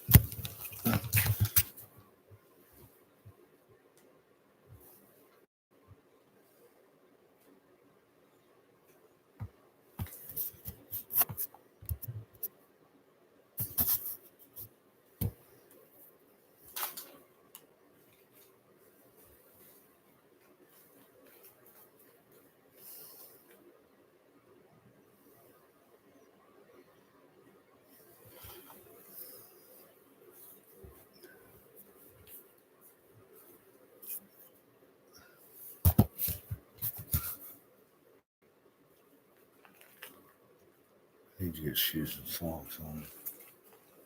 I need to get heavier pants on. I need I can't stay in that garage long because they got the ceiling on. They've got I wouldn't say perforated because perforation seems to imply a lot more holes. They have holes in the ceiling where there's pipes that are showering down on chemicals.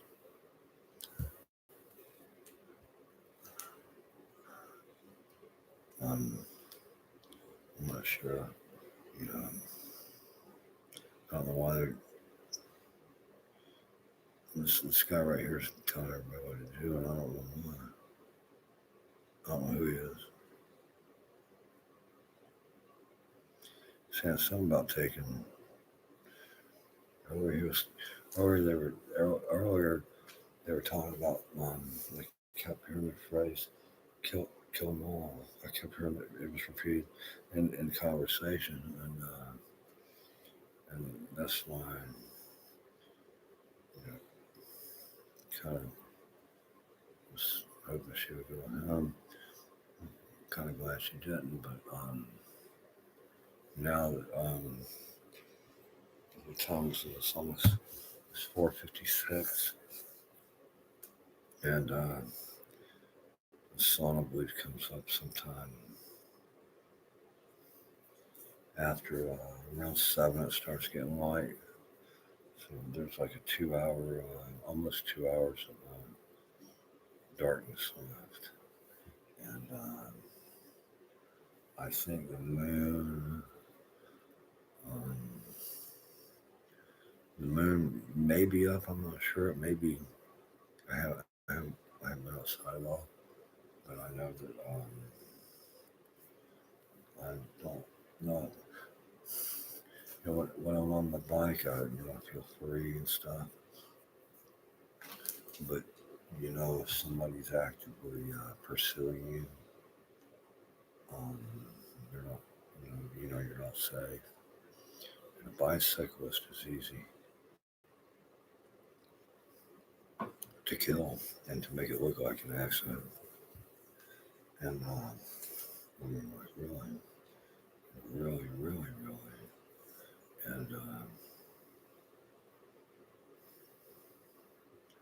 and swear to God, and so, and there's people that will do it. People that have no soul,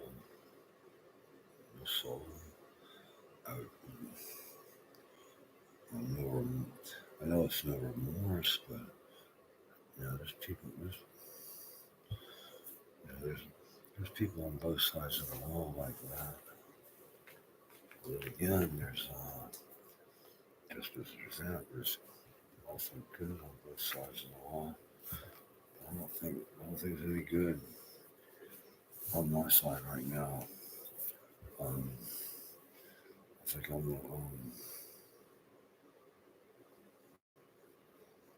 right now I'm on myself, and I have others I have to watch for also, and that, and I find my big joints, knees, hips, etc. hurt, and I have to be able to act with speed and decision and permanence. And I think there may be hostiles on our side. If I could go into the garage, it would be help, but I can't. They have that place covered, I believe, in chemicals. I'm serious about that. And I think maybe I did it once before.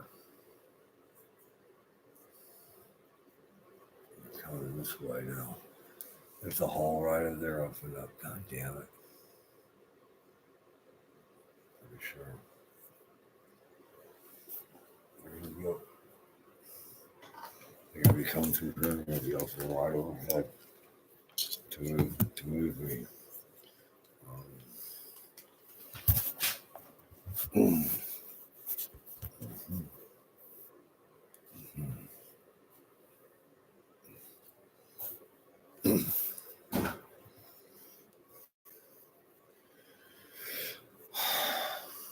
I'm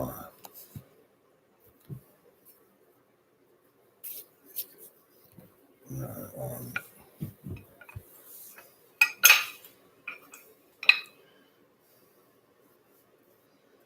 a very bad position. Is there anybody out there that can help me? I wish they would come over here and help me. God damn. I'm very much saying this is not fucking funny right now, and it's about to get God damn it. I'll see you guys again. Thanks for at least watching. I'll try to. God damn it.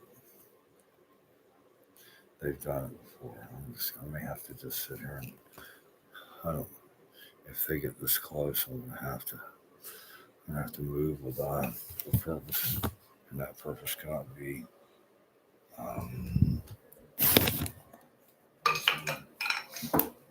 to eliminate, and I don't want to do that. I don't want to do that. I don't want to, the way I'm going to force it out, I don't want to. I'm trying not to.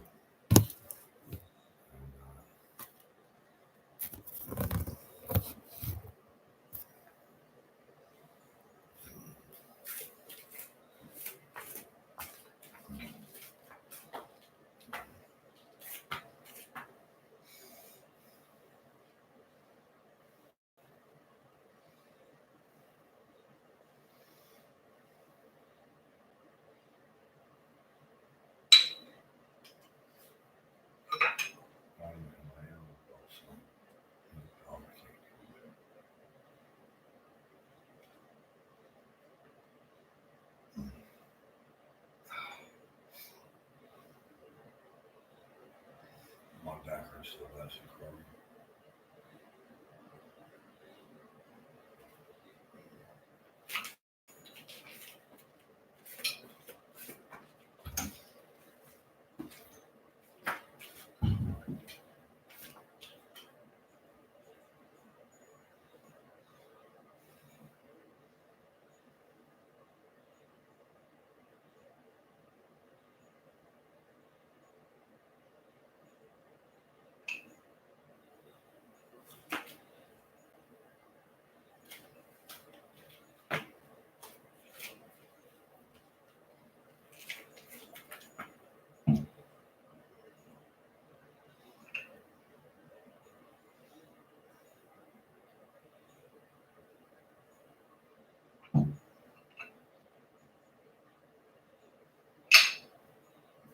Jesus.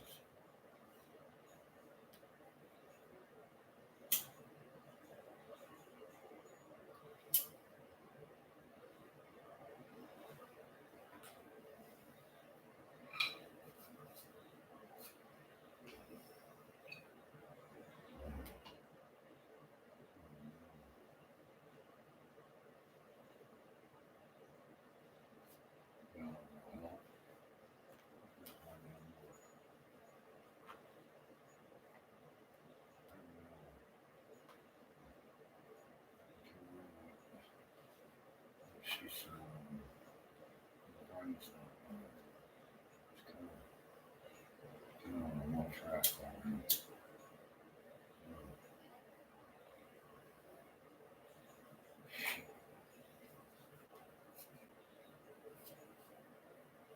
Seriously, I'm on one track right now.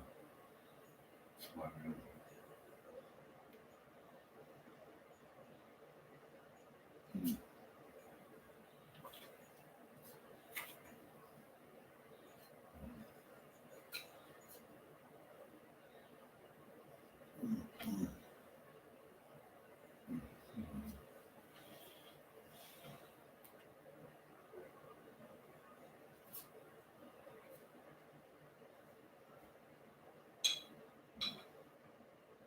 Ryan.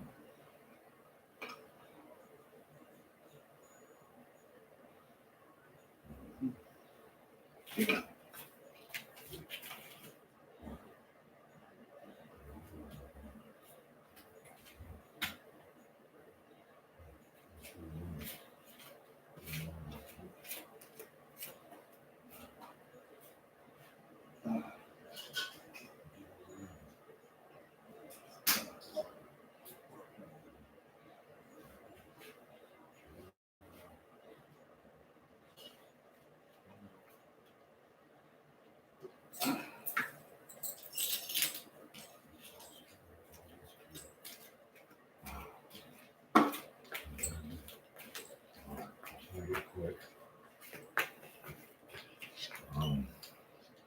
We're so fucking cocked down. Goddamn. Tables are supposed to be for setting stuff down.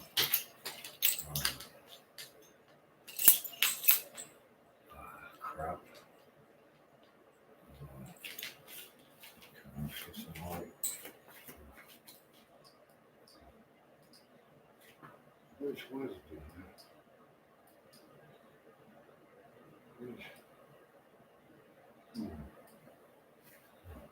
Here's look at Fat Boy fucking. Look at that on the first one. I shouldn't say that. One foot past him, he's that kind of guy. Lord. That bastard.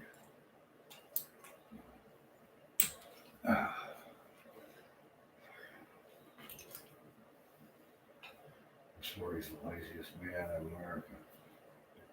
Ugh.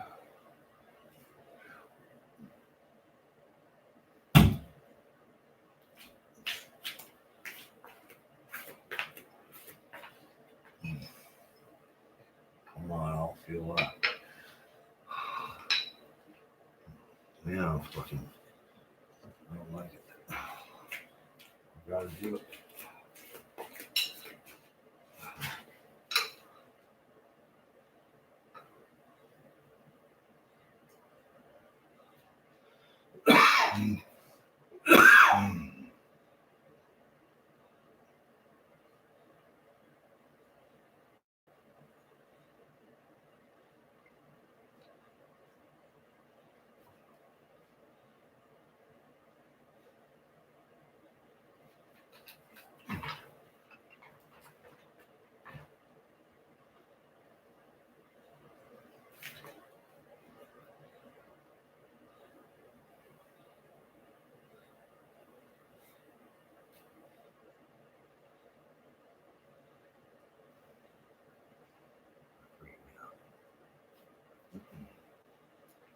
Not freaking out like that.